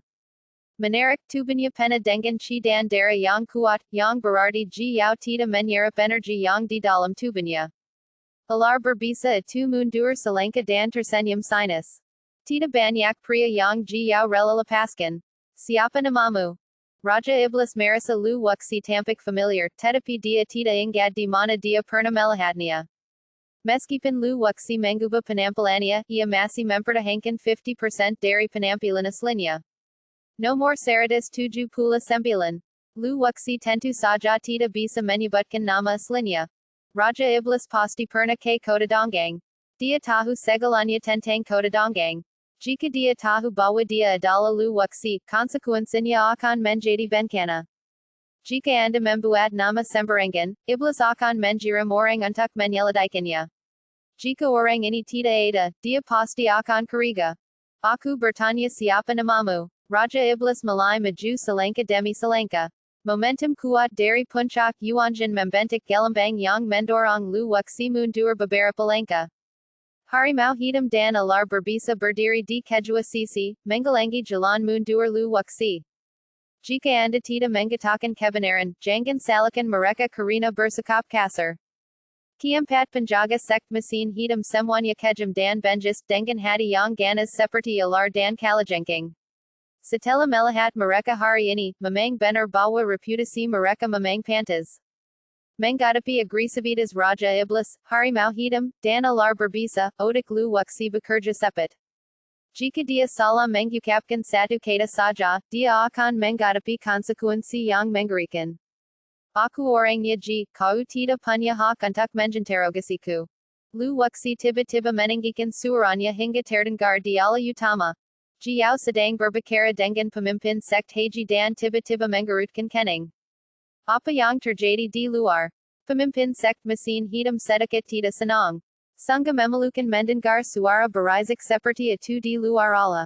Tuan, saya yang membawa orang ini ke sini. Saya membantu Anda mandi dan berganti pakaian. Jiao berlutut dengan cepat dan mengatakan yang sebenarnya. Biarkan mereka masuk. Pemimpin sekt mesin hitam ingin tahu siapa yang membuat keributan di luar. Iblis adalah orang yang sangat berhati-hati, dan tidak banyak orang yang dapat diinterogasinya. Mendengar panggilan pemimpin sekt, Raja Iblis, Viper, dan Harimau Hitam berbalik dan kembali ke ala utama. Lu Wuxi tidak punya pilihan selain mengikuti ketiga orang itu. Setelah memasuki ala, dia menundukkan kepalanya. Pemimpin sekt Heiji telah menguasai Tianyanlu dan memiliki kemampuan deduksi yang kuat. Sangat mungkin dia bisa menyampilkan asal-usulnya sendiri. Gunung Fengyu. Di atas sebuah batuan, Pak Tua Meng tiba-tiba berdiri. Apakah kita akan segera memulainya? Orang tua Meng melambaikan tangannya, dan garis-garis ana yang tak terhitung jumlahnya muncul di batuan itu, seolah-olah batu itu menjadi hidup. Bab 1855 dari, seni melihat surga yang kehangkaran besar. Pak Tua Meng melihat ke arah pintu hitam. Dia telah menunggu momen ini selama berhari-hari. Menghangkarkan feng shui gerbang mesin hitam adalah salah, dan membantu Lu Wuxi dalam memperoleh Tian Yan Lu adalah benar. Garis-garis itu terus terjalan, dan sebuah pemandangan yang indah muncul. Bayangan Lu Wuxi benar-benar muncul. Itu sangat aneh, dan semua yang ada di ala terlihat. Di ala utama, Lu Wuxi berdiri diam di belakang Jiao. Kitab suki Dao Surgawi tiba-tiba bergerak dan kekuatan tak terlihat mengupas Dao Surgawinya. Tanpa seorang pun menyadarinya, langit dan bumi tersegel, dan alam semesta pun berubah, yang mana telah menyegel masa lalu dan masa kini Lu Wuxi serta mengubah situasinya. Dao Surgawi tak kasat mata yang tiba-tiba muncul seharusnya membantu Lu Wuxi dan menska pemimpin sekt mesin hitam memata matai pengalaman hidupnya dan mengetahui privasinya. Adapun siapa orang itu, luwaksi sudah memiliki jawabannya dalam benaknya. Tuan, orang ini punya niat jahat. Saya curiga dia dari sekt Tianji dan sengaja menyusup ke sekt Haji kita. Dia harus segera dibunuh. Hihu melangkah maju. Dia sangat marah karena gagal merebut kayu yang siang di pasar yin. Pelindung hitam, kau berbohong. Kau sengaja menargetkanku selama pasar yin, jadi kau menyimpan dendam padaku. Sekarang kau menuduhku sebagai anggota sekt Tianji. Lu Wuxi sangat marah. Baronnya kau mengatakan bahwa pelindung hitam menjebakmu. Viper sangat marah. Setelah mengatakan itu, tongkat bambu ana mungkil di tangannya dan menyerang dada Lu Wuxi, berniat membunuhnya di tempat. Keluar dari sini. Kau pikir kau tidak bisa menyentuh orang-orangku. Jiao mengambil tindakan dan menampar ular berbisa itu dengan satu telapak tangan, menangkisnya. Meskipun Jiao tidak begitu menyukai Lu Wuxi, bagaimanapun juga dia adalah pria yang disukainya. Jika dia terbunuh dialah, bagaimana dia bisa mendapatkan piakan di gerbang mesin hitam di masa depan. Bukankah itu akan memberitahu semua orang bahwa dia, Jiao, bahkan tidak bisa melindungi orang-orangnya sendiri. Kedua belah pihak berada dalam kebuntuan. Pemimpin sekt mesin hitam tidak berbicara dari awal hingga akhir. Pandangannya tidak pernah lepas dari Lu Wuxi, dan dia sedang memikirkan sesuatu dengan kelima jari tangan kanannya. Kitab Suki Langit dan Bumi mengeluarkan suara gemerisik, dan sebaris teks tiba-tiba muncul di halaman terakhir, mencatat lintasan kehidupan seseorang. Segera setelah itu, kata-kata di atas teras menggelang, dan kekuatan misterius lain melonjak masuk, mencoba memahami pengalaman hidup Lu Wuxi. Lu Wuxi tahu betul bahwa kekuatan pertama harus datang dari kakek Meng Nong, yang memberinya identitas fiktif untuk membingungkan pemimpin sekt mesin hitam. Kekuatan kedua yang datang pastinya adalah pemimpin sekt mesin hitam, yang pengalaman hidupnya disimpulkan melalui Tianyin Lu. Ini juga alasan mengapa Lu Wuxi mempertaruhkan nyawanya untuk datang ke Hejiman. Dia tidak akan pernah membiarkan siapa pun menebak identitasnya.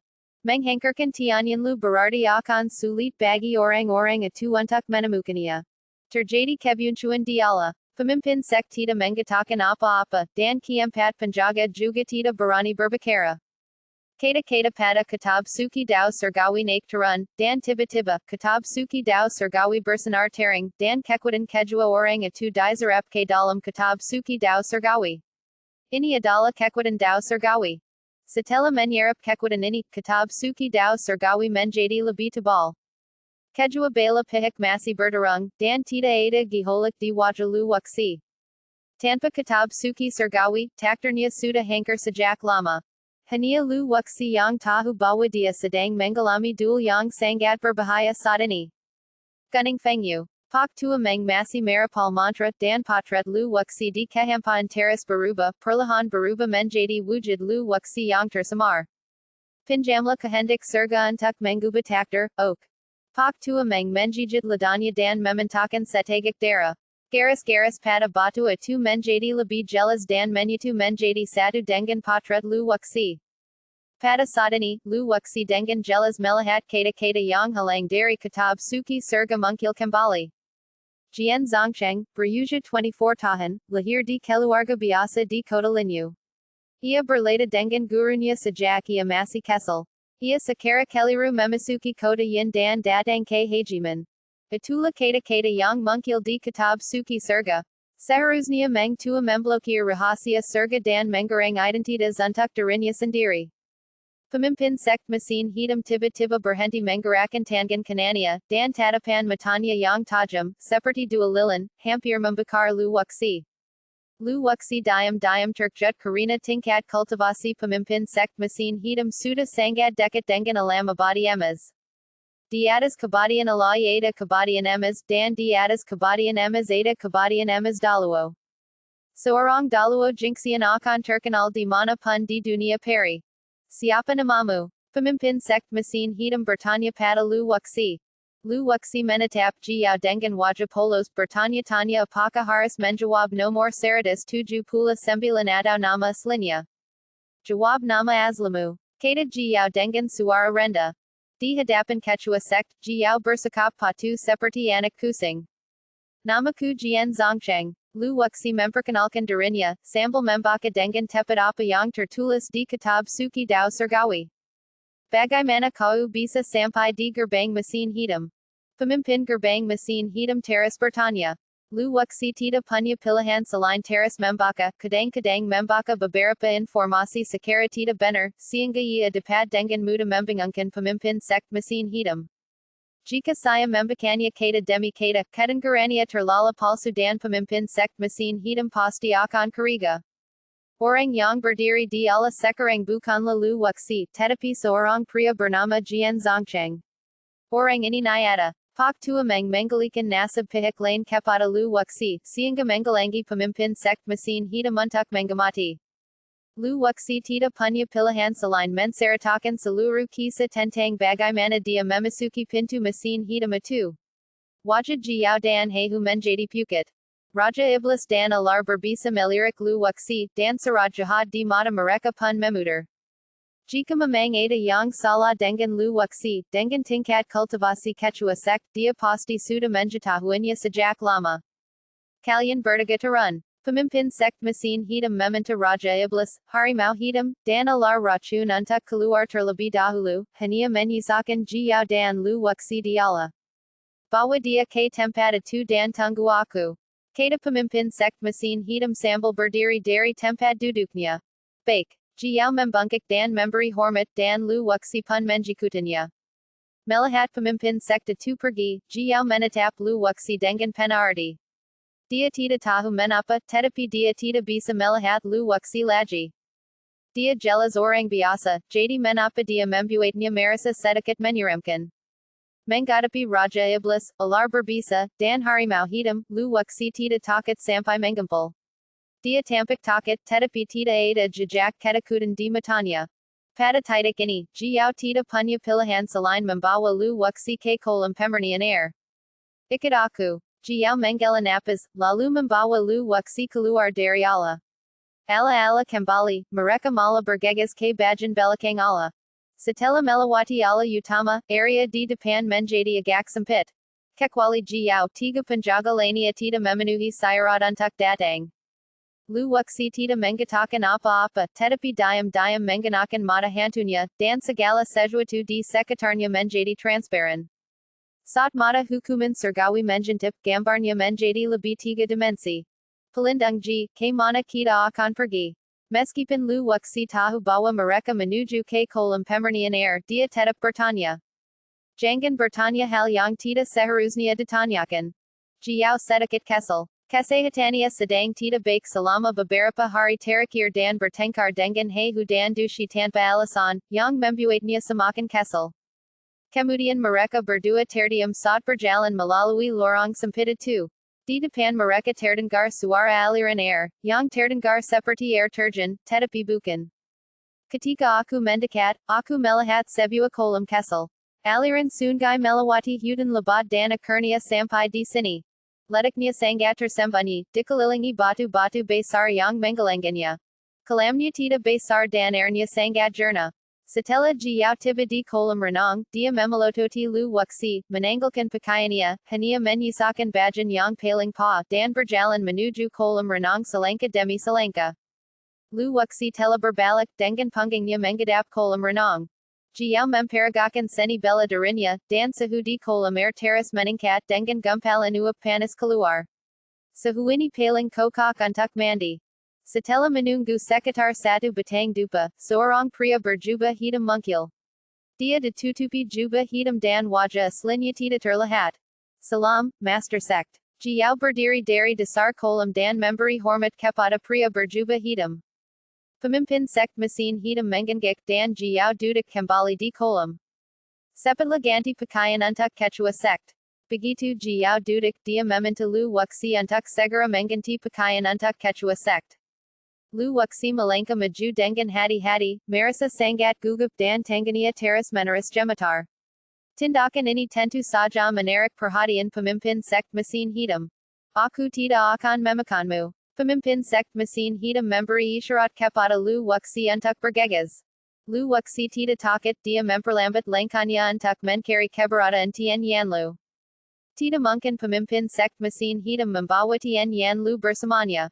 Dia Mungkin Menerunya di Dalam Cincin Penyimpanan Atau Menyembunyikannya di Suatu Tempat Tersembunyi.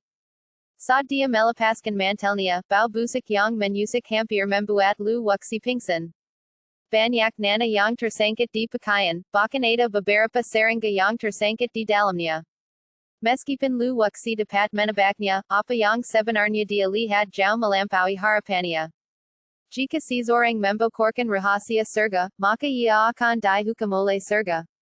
Dalam kasus ringan, seluruh tubuhnya akan bernanah, dan dalam kasus berat, seluruh tubuhnya akan bernanah dan berubah menjadi tumpukan daging busuk. Pemimpin sekt mesin hitam hanya wajahnya yang terlihat normal, tetapi seluruh tubuhnya ditutupi dengan luka seperti bisul.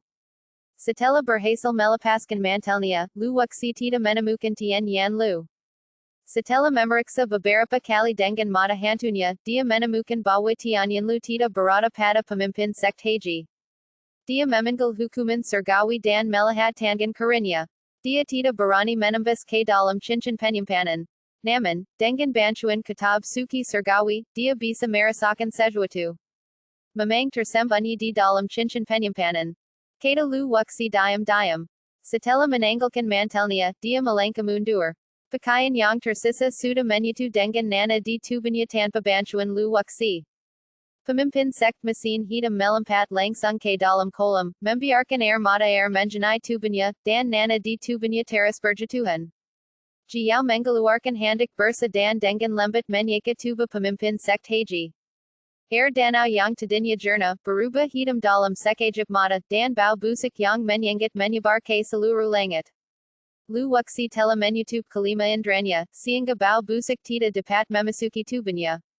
Jiao menempel erat pada tubuh pemimpin sekt Haji, membiarkan nananya menempel di tubuhnya. Pada saat ini, Lu Wuxi mendapati bahwa Jiao cukup menyedihkan, dan justru karena inilah Jiao menjambangkan kepribadian yang aneh. Otak Lu Wuxi bekerja cepat. Dia harus mendapatkan cincin penyimpanan dari pemimpin sekt mesin hitam apapun yang terjadi. Waktu berlalu sedikit demi sedikit dan nana pada pemimpin sekt mesin hitam hampir seluruhnya tersapu. Sudah waktunya untuk membersihkan lengan kirinya. Pemimpin sekt mesin hitam mengangkat tangannya dan menemukan bahwa cincin penyimpanan sudah terhubung ke daging dan darahnya yang terluka, jadi dia harus melepaskannya dan meletakkannya di pantai. Melihat cincin penyimpanan tidak jauh, jantung Lu Wuxi berdebar kencang.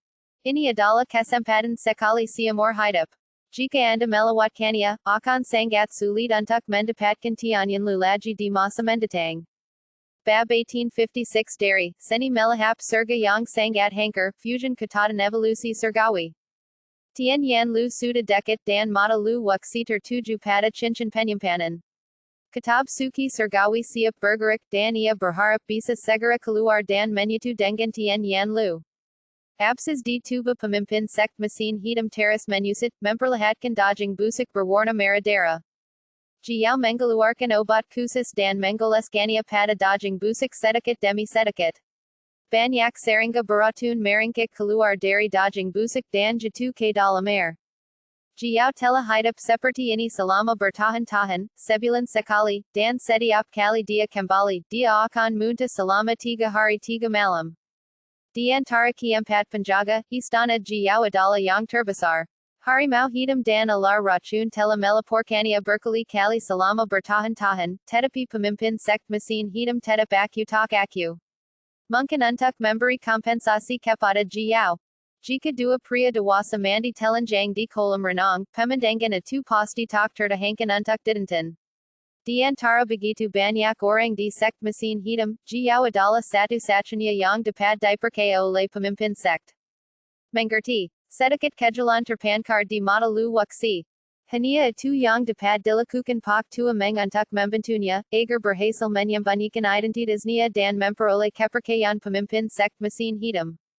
Kuali alai penelan surga tenggelam dalam ke dalam bumi dan mulai melahap segala sesuatu di sekitarnya. Boom! Batu-batu di sekitar kolam mulai tenggelam, seolah-olah terjadi gempa bumi.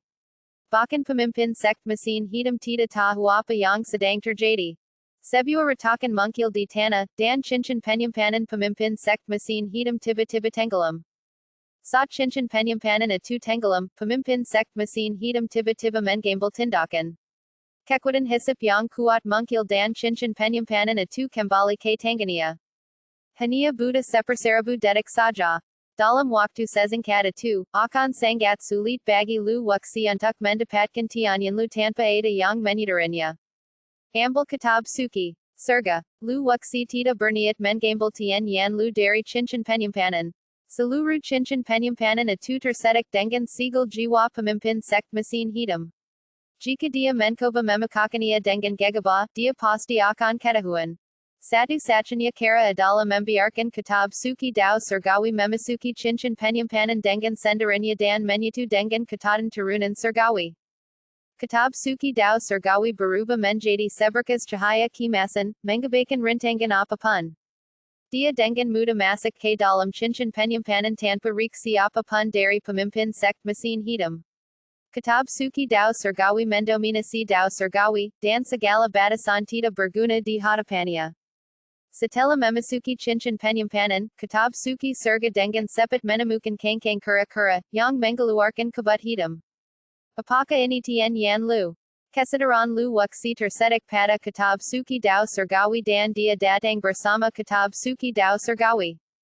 Kesadarannya tidak berani meninggalkan kitab suci surga, karena takut ketahuan oleh pemimpin sekt mesin hitam. Kengkang kura-kura sangat besar, sukuran wastafel, dan dipenuhi dengan kata-kata yang tersusun rapat. Kata-kata ini tidak diukir oleh manusia, tetapi merupakan tanda-tanda langit dan bumi. Setiap tanda dipenuhi dengan suasana perubahan zaman dahulu. Sekali melihatnya dan Anda akan terpikat. Setelah menjenakan kembali cincin penyimpanan di tangan karenanya, pemimpin sekt mesin hitam tiba-tiba berdiri, mengeluarkan jubah, dan menutupi tubuhnya. Guru, mengapa terjadi gempa bumi di sini? Jiao berdiri, tampak bingung. Gempa bumi tadi berlangsung sangat singkat, hanya sekitar setengah tarikan napas. Hanya ada beberapa retakan dan tidak menimbulkan kerusakan apapun. Bersihkan tempat ini. Pemimpin sekt mesin hitam mengerutkan kening, dan indera spiritualnya memasuki cincin penyimpanan. Dia menemukan bahwa masih banyak barang di dalamnya, yang membuatnya merasa lega. Dia melihat lebih dekat ke tianyan lu. Setelah mengatakan itu, pemimpin sekt mesin hitam meninggalkan kolam, meninggalkan Jiao dan lu waksi. Kenapa kamu tidak datang dan membantu? Jiao hanya mengenakan gaun ketat, yang warnanya transparan, dan berdiri di air hitam. Lu waksi tidak punya pilihan selain melangkah maju dan memotong aliran air. Limba dalam kolam dikeringkan sedikit demi sedikit, kemudian aliran air dihidupkan kembali, dan kolam yang kotor pun menjadi jernih kembali. Jiao membasuh tubuhnya dengan bersih di air, sambil berharap bisa membersihkan seluruh kulit di sekujur tubuhnya. Lu waksi telah duduk di atas sebuah batu besar dengan membelakannya, kesadarannya naik turun, dengan kitab suci surga yang disembunyikan di kedalaman untuk menghindari ditemukan oleh pemimpin sekt mesin hitam. Sekitar satu batang dupa kemudian, Jiao keluar dari kolam, sudah berpakaian. Ayo kembali. Kata Jiao dan memimpin jalan untuk meninggalkan tempat itu. Lu waksi berpikir untuk langsung meninggalkan gerbang mesin hitam, tetapi sekarang bukan waktu yang tepat. Pergi saat ini pasti akan menimbulkan kecurigaan, dan dia telah menjadi sasaran Raja Iblis, harimau hitam dan tiga lainnya. Jika dia ingin bertahan hidup, dia harus tetap berada di sisi Jiao. Lagipula, akan memakan waktu beberapa lama agar kitab suci dao surgawi menyatu dengan ketaatan evolusi surgawi. Satu-satunya masalah sekarang adalah bagaimana menghubungi gerbang Tianji. Saat kitab suci surga dan ketaatan surga menyatu, pemimpin sekt mesin hitam pasti akan mengetahuinya, dan kemudian akan dihukum oleh surga. Ini adalah waktu terbaik untuk menghantarkan sekt mesin hitam. Kembali dialah, Jiao mulai muntah begitu dia memasuki pintu.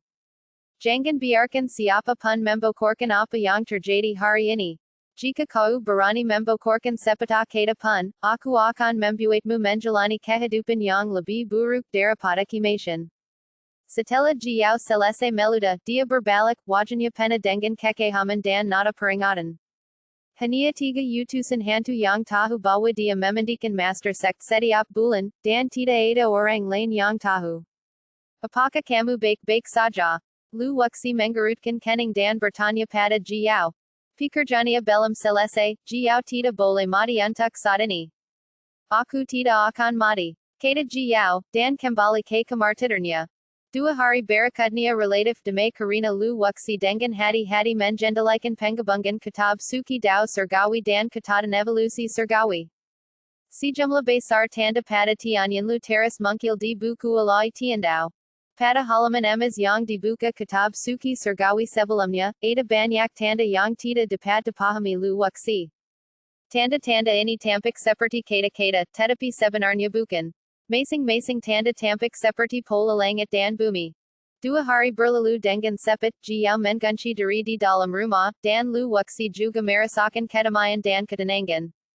Meskipun 2 hari terakhir ini damai, Lu Wuxi selalu tampak khawatir setiap hari. Menurut perhitungannya, paling lama dalam 1 hari, kitab suci jalan surga akan sepenuhnya terintegrasi dengan ketadan evolusi surga. Pada saat fusi, pemimpin sekt mesin hitam pasti akan meragukan dirinya sendiri. Masih belum diketahui apakah dia dapat meninggalkan sekt mesin hitam hidup-hidup. Kekuatan tak kasat mata menyelimuti sekt mesin hitam.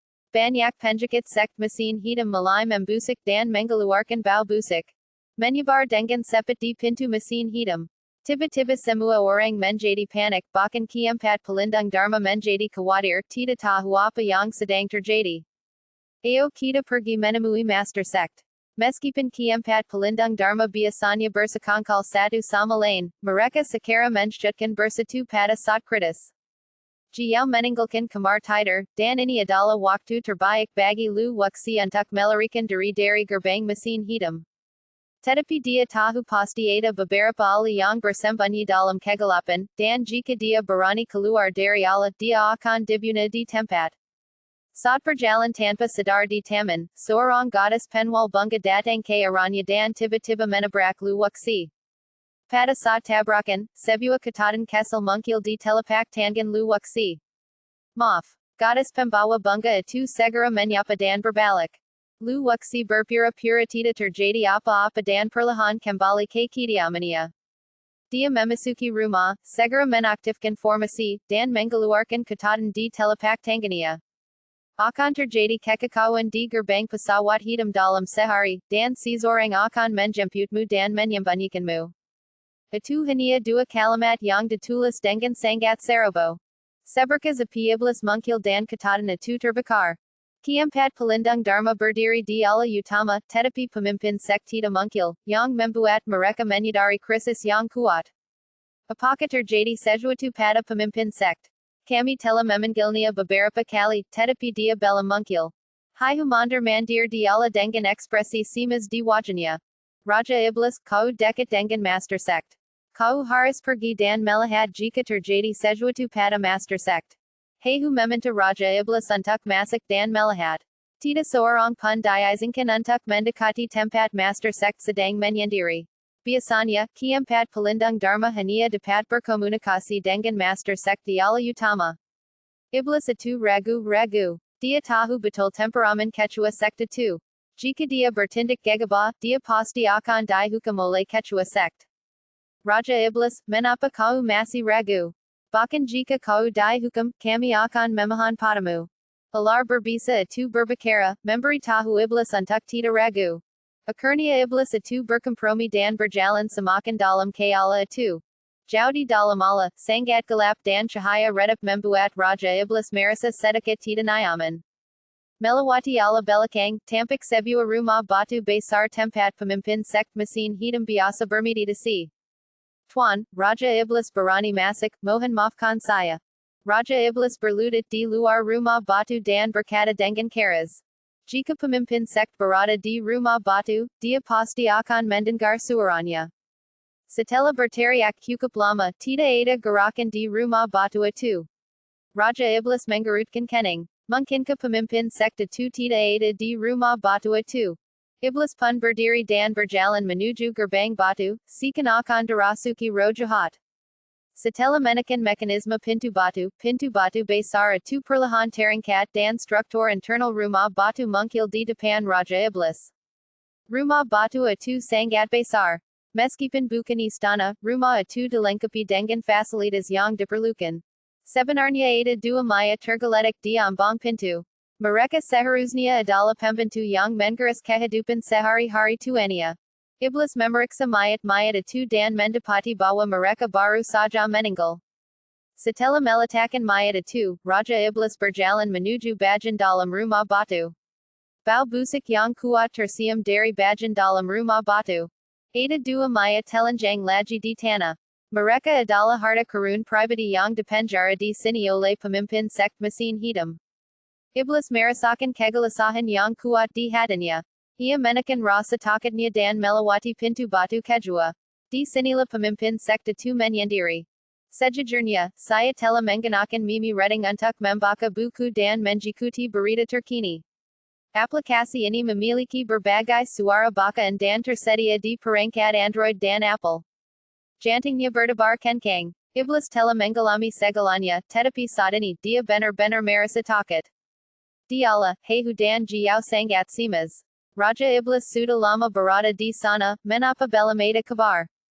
Kapanpun pemimpin sekt pergi mengasingkan diri di masa lalu, dia akan memberitahu mereka berempat terlebih dahulu. Jiao, apakah ketua sekt bersikap tidak normal beberapa hari ini? Tanya Viper kepada Jiao. Terakhir kali ketua sekt terlihat adalah oleh Jiao. Setelah mereka berpisah dialah terakhir kali, mereka tidak pernah melihat ketua sekt lagi. Jika berbicara tentang hal yang tidak normal, memang ada hal yang tidak normal 2 hari yang lalu. Jiao merenung sejenak dan berkata perlahan. Ada apa? Tanya Viper sepet. Black Tiger mengesampingkan persangkanya dan tatapannya juga tertuju pada wajah Jiao. 2 hari yang lalu, ketua sekt dan aku sedang berada di gunung belakang ketika gempa bumi tiba-tiba terjadi. Jiao berkata dengan jujur. Semua penjaga lainnya tahu bahwa dia melayani ketua sekt, jadi itu bukan rahasia.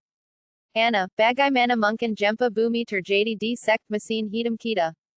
Harimau hitam dan ular beratun saling memandang dan melihat kedadak berkaitan di mata masing-masing.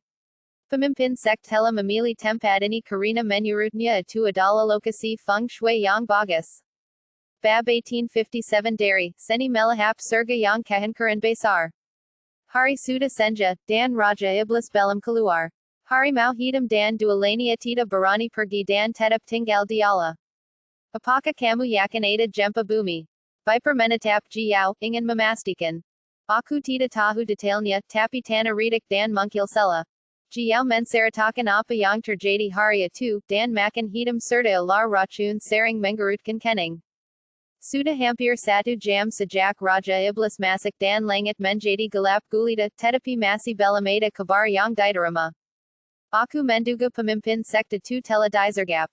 Mata segitiga ular berbisa itu teras berputar dan tiba-tiba mengucapkan sebuah kalimat. Tidak mungkin. Pemimpin sekt berada di puncak Alamabadi. Siapa yang mungkin berkomplot melawannya? Jiao menggelengkan kepalanya berulang kali. Jika pemimpin sekt benar-benar dikomploti, dia akan terkait erat dengannya dan akan menjadi orang pertama yang dicurigai. Ketiganya berdebat tiada henti, tetapi tidak dapat mencapai suatu keputusan. Iblis memasuki rumah batu kedua, dan saat ia melangkah masuk, matanya hampir terbelalak. Jauh di dalam rumah batu itu, ada bola daging hitam, merengkak di tanah dan menggeliat, tidak mampu berdiri. Tuan, Iblis dapat mengetahui sekilas bahwa bola daging di tanah itu adalah tuannya. Tepat saat dia hendak melangkah maju, dia tiba-tiba berhenti. Di tepi bakso, ada mayat. Mayat itu masih merentah ketika Iblis itu masuk. Ketika dia masuk, mayat itu tiba-tiba berhenti bergerak dan benar-benar mati. Bola daging itu perlahan berputar, dan kepala busuk diletakkan di atasnya. Itu adalah pemimpin sekt mesin hitam. Keduanya saling berpandangan, lalu Iblis itu mundur selangkah, memegang ambang pintu dengan tangan kanannya, dan hampir terjatuh. Raja Iblis, selama ini aku sangat baik padamu, bukan? Suara pemimpin sekt mesin hitam itu seperti teriakan hantu, sangat tidak menyenangkan, dan keluar dari tenggorokannya dengan susah payah. Tanpa Kultivasi Dari Master Sect, Aku Akan Mati di Mulut Serigala. Iblis Menggengik. Master Sect La Yang Menyelamat Kania Dari Mulut Serigala dan Memberinya Kesempatan Untuk Dilahirkan Kembali. Pemimpin Sect Mesin Hitam Menggengik dan Cukup Puas Dengan Jawaban Raja Iblis.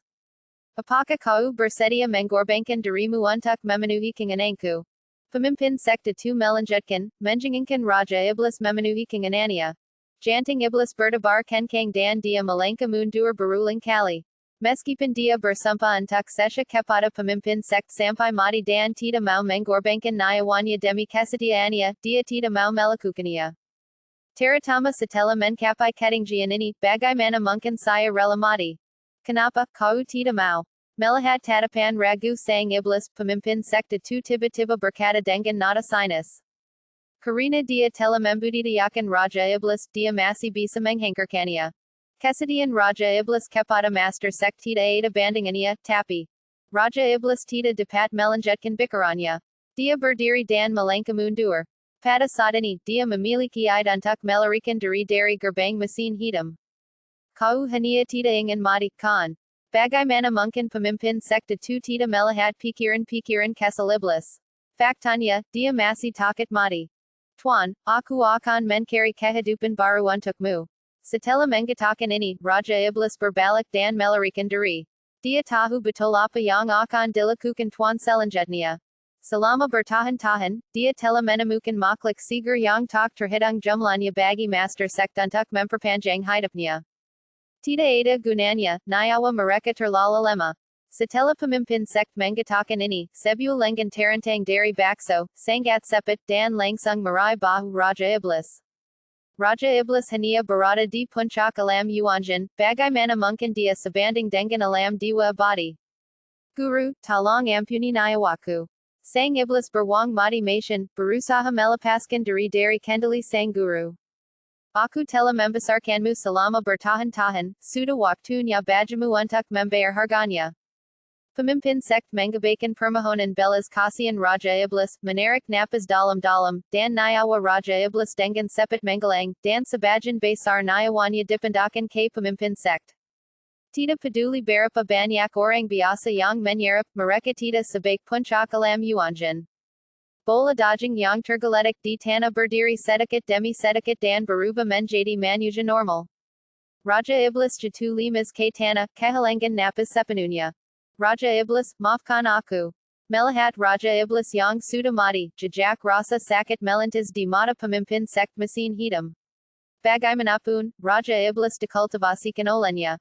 Setelah berkata demikian, pemimpin sekt mesin hitam berbalik dan meninggalkan rumah batu itu, dengan niat membunuh di matanya. Serangan balik dari Dao Surgawi datang lebih awal dari yang diharapkan. Apa yang sebenarnya terjadi? Menapa informasi yang diberikan oleh Tianyan Lu semakin berkurang? Pemimpin sekt mesin hitam melangkah keluar dari rumah batu dan berkata secara diam-diam. Tianyan Lu tidak dapat lagi membantunya menahan serangan balik dari Dao Surgawi.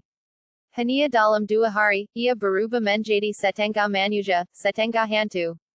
Untungnya, iblis tiba tepat waktu dan menyerap nutrisi dari tubuh iblis dan tubuhnya pulih untuk sementara. Tepat ketika Jiao dan 3 orang lainnya kebingungan, pemimpin sekt Haji mungkil. Tuan, akhirnya kau keluar. Melihat sang Tuan, Haihu dan 3 orang lainnya menggela napas lega. Pemimpin sekt mesin hitam duduk dan memandang ketiga orang itu. Tuan, Raja Iblis masuk mencarimu, menapa kau belum keluar? Jiao melangkah maju dan bertanya kepada tuannya. Aku mengajar agar Raja Iblis keluar dan melakukan sesuatu. Pemimpin sekt itu menggerang alasan agar bisa lolos begitu saja. Jika mereka berdua tahu bahwa mereka telah menyerap nyawa Raja Iblis, mereka pasti akan memberontak terhadap sekt mesin hitam, dan saat itu seluruh sekt mesin hitam akan hancur berantakan. Jiao dan 2 orang lainnya tidak ragu.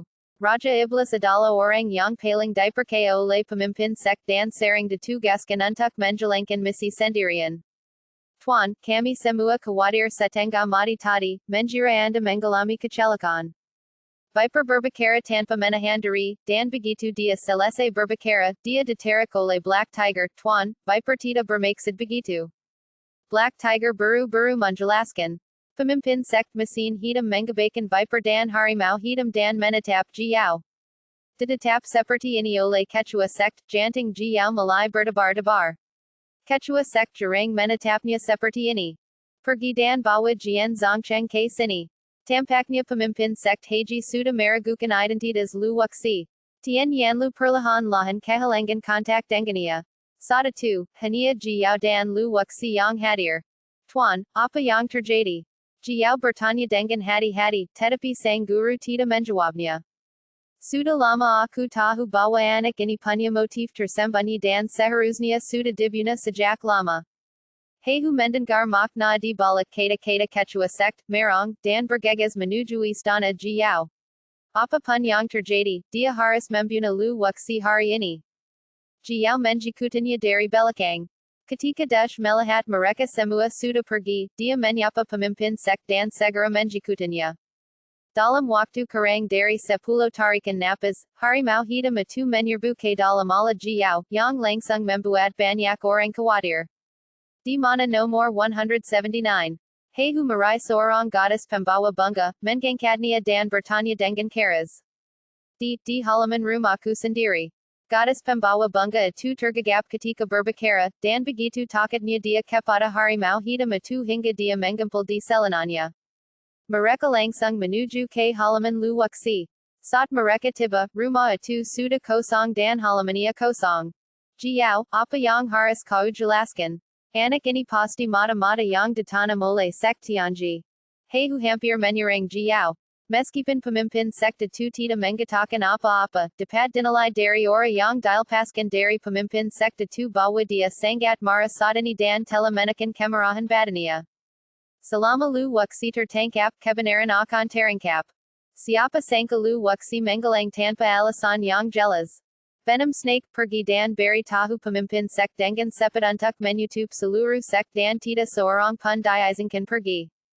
Karena Raja Iblis tidak ada di sini, Black Tiger memiliki status yang lebih tinggi daripada mereka berdua. Ular berbisa itu menggelang dengan cepat dan hanya Jiao dan Hehu yang tersisa di halaman. Tuan, apa yang terjadi? Tiga utusan hantu mungkil di halaman, berlutut dengan satu kaki dan bertanya pada Jiao. Di mana nomor 179? Jiao menatap mereka bertiga dengan nada bertanya yang sama. Ketiga utusan hantu itu menatapku dan aku menatapmu. Belum lama ini, mereka melihat dengan mata kepala mereka sendiri bahwa nomor 179, tepat di halaman ini, tiba-tiba menggelang. Melapor kepada Tuan, kami telah mengawasinya dan dia tidak pernah meninggalkan halaman ini. Pria berpakaian hitam yang berdiri di sisi kanan utusan Shen berdiri tegak. Dia bertanggung jawab untuk mengawasi Lu Wuxi dan tidak pernah berani bersantai. Kalau begitu katakan padaku, di mana dia? Jiao sangat marah dan hampir menggamik, meminta mereka memberinya penjelasan yang masuk akal. Karena orang itu masih berada di halaman, mereka mencari cukup lama namun tidak menemukan jejak Lu Wuxi. Mereka tinggal selangkah lagi menggali tanah dalam-dalam.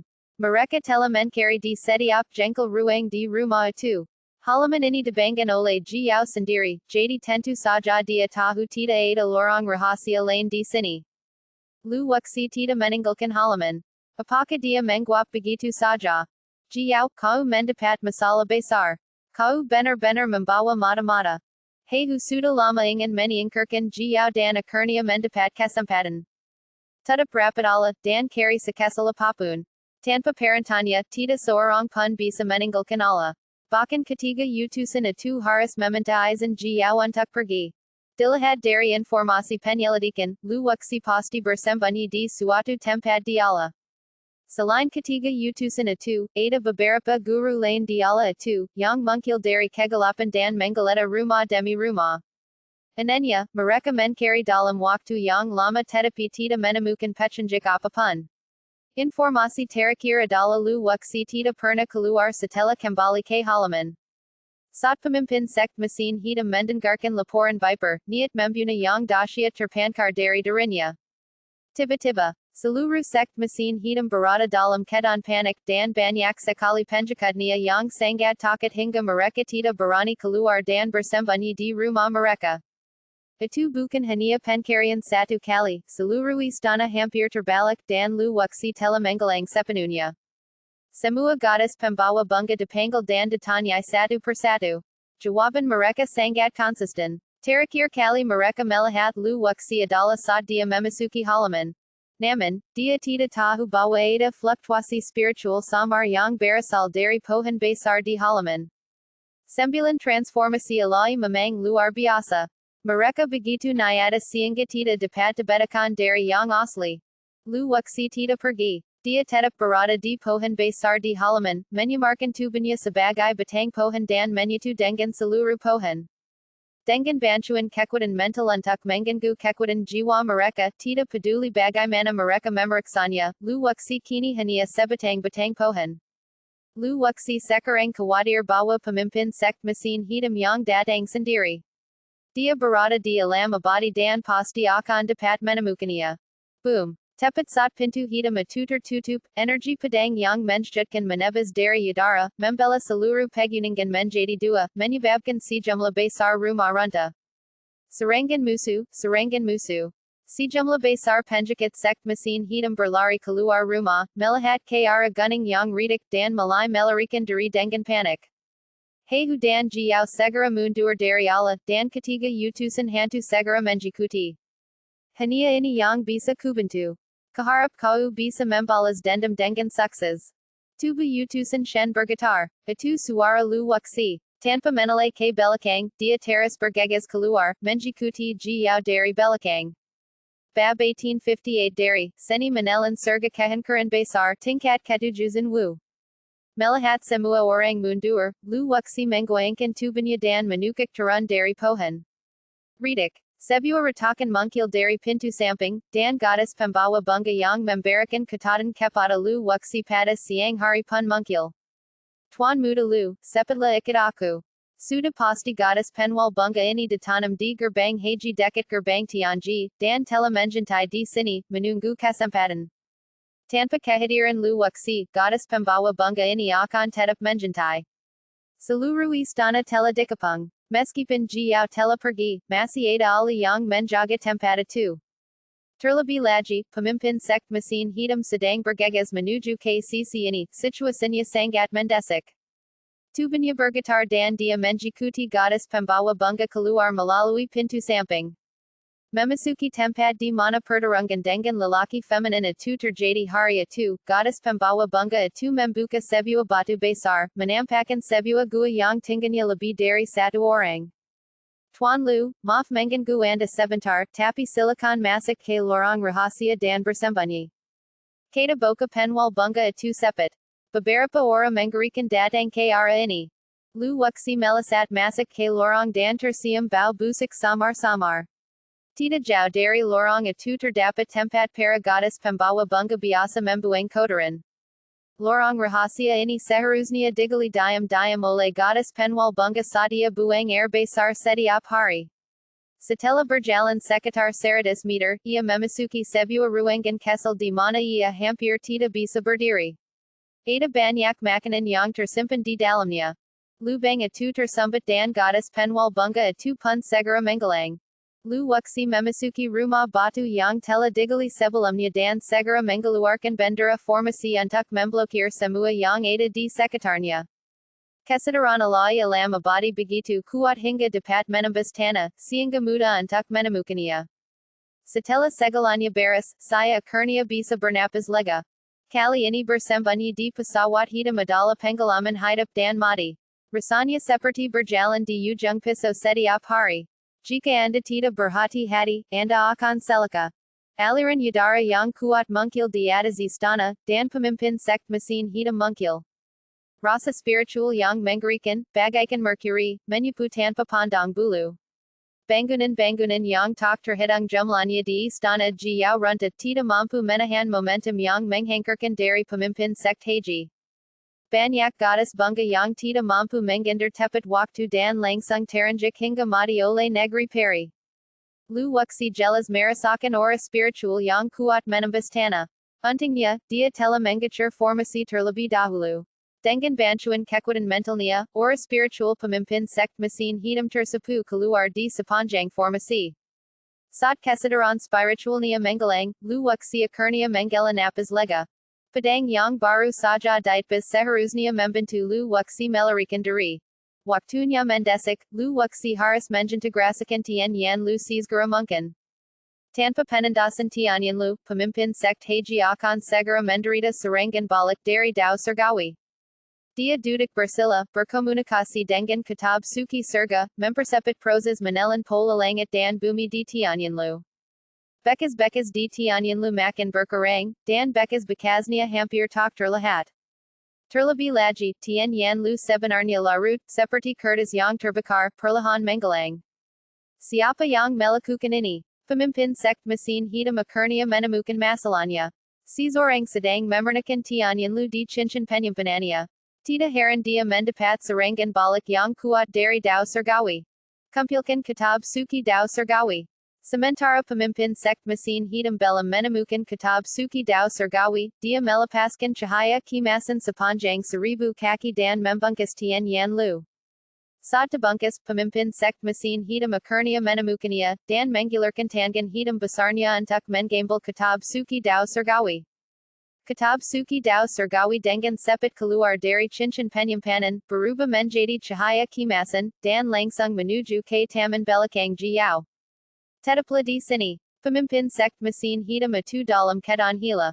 Dia membentuk segel dengan tangannya, menghalangi ruang di sekitarnya dan mencoba memenjarakan kitab suci surga. Pada saat ini, energi pedang lain yang menjutkan menebas ke bawah, kali ini dari jarak yang lebih dekat. Orang tua kau bertindak terlalu jauh. Pemimpin sekt mesin hitam sangat marah. Dengan bantuan kekuatan dalam dan luar, sekt mesin hitam terkejut kali ini.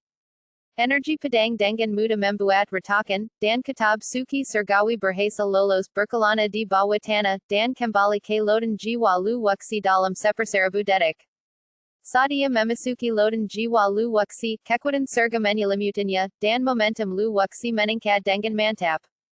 Bersiaplah untuk terobosan. Terobosan ini datang agak tiba-tiba. Setelah kitab suci dao surgawi bergabung dengan ketaatan evolusi surgawi, kekuatan baru dao surgawi lahir, yang memberi umpan balik kepada lu wuxi. Tiba-tiba, sejumlah besar ali bergegas ke gerbang mesin hitam dan memulai konfrontasi sengit. Saudara-saudari nang menyerbu masuk sambil membawa pedang di tangan. Lu wuxi tidak perlu khawatir tentang apa yang terjadi di luar. Dia telah menyelesaikan misinya, dan sisanya akan diserahkan kepada sekt Tianji. Pembela darah abadi bawah tanah siap bergerak. Terakhir kali, dia menyerap sejumlah besar energi abadi, yang telah disimpan di kuali alai penelan surga, lalu menuangkan semuanya ke dunia Taihuang. Kuali alai penelan surga, menyelamlah ke bawah tanah dan kumpulkan urat abadi. Sekarang sekt mesin hitam tidak dapat mengurus dirinya sendiri dan setelah kehilangan tianyan lu, pemimpin sekt mesin hitam mengeluarkan serangkaian teriakan aneh, dan tubuhnya teras hancur dan segera berubah menjadi bola daging besar.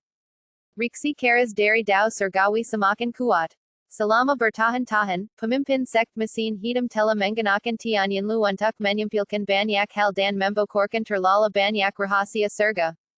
Itu tidak masalah karena sebelumnya telah ditekan oleh tian yan lu. Tanpa tianyan lu, serangan balik dari dao surgawi teras meningkat.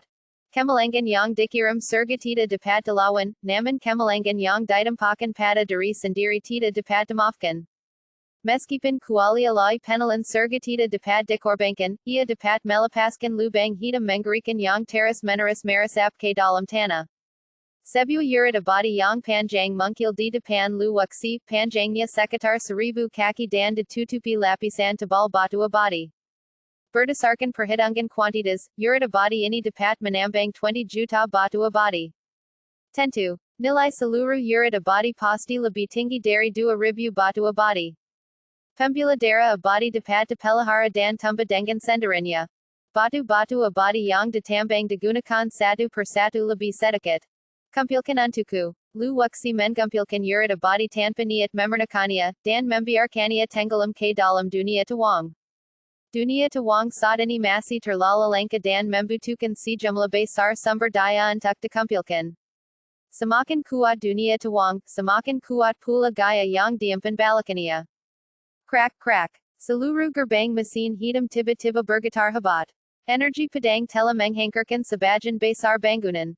Sa tanah mulai retak, lebih banyak bangunan menggelang.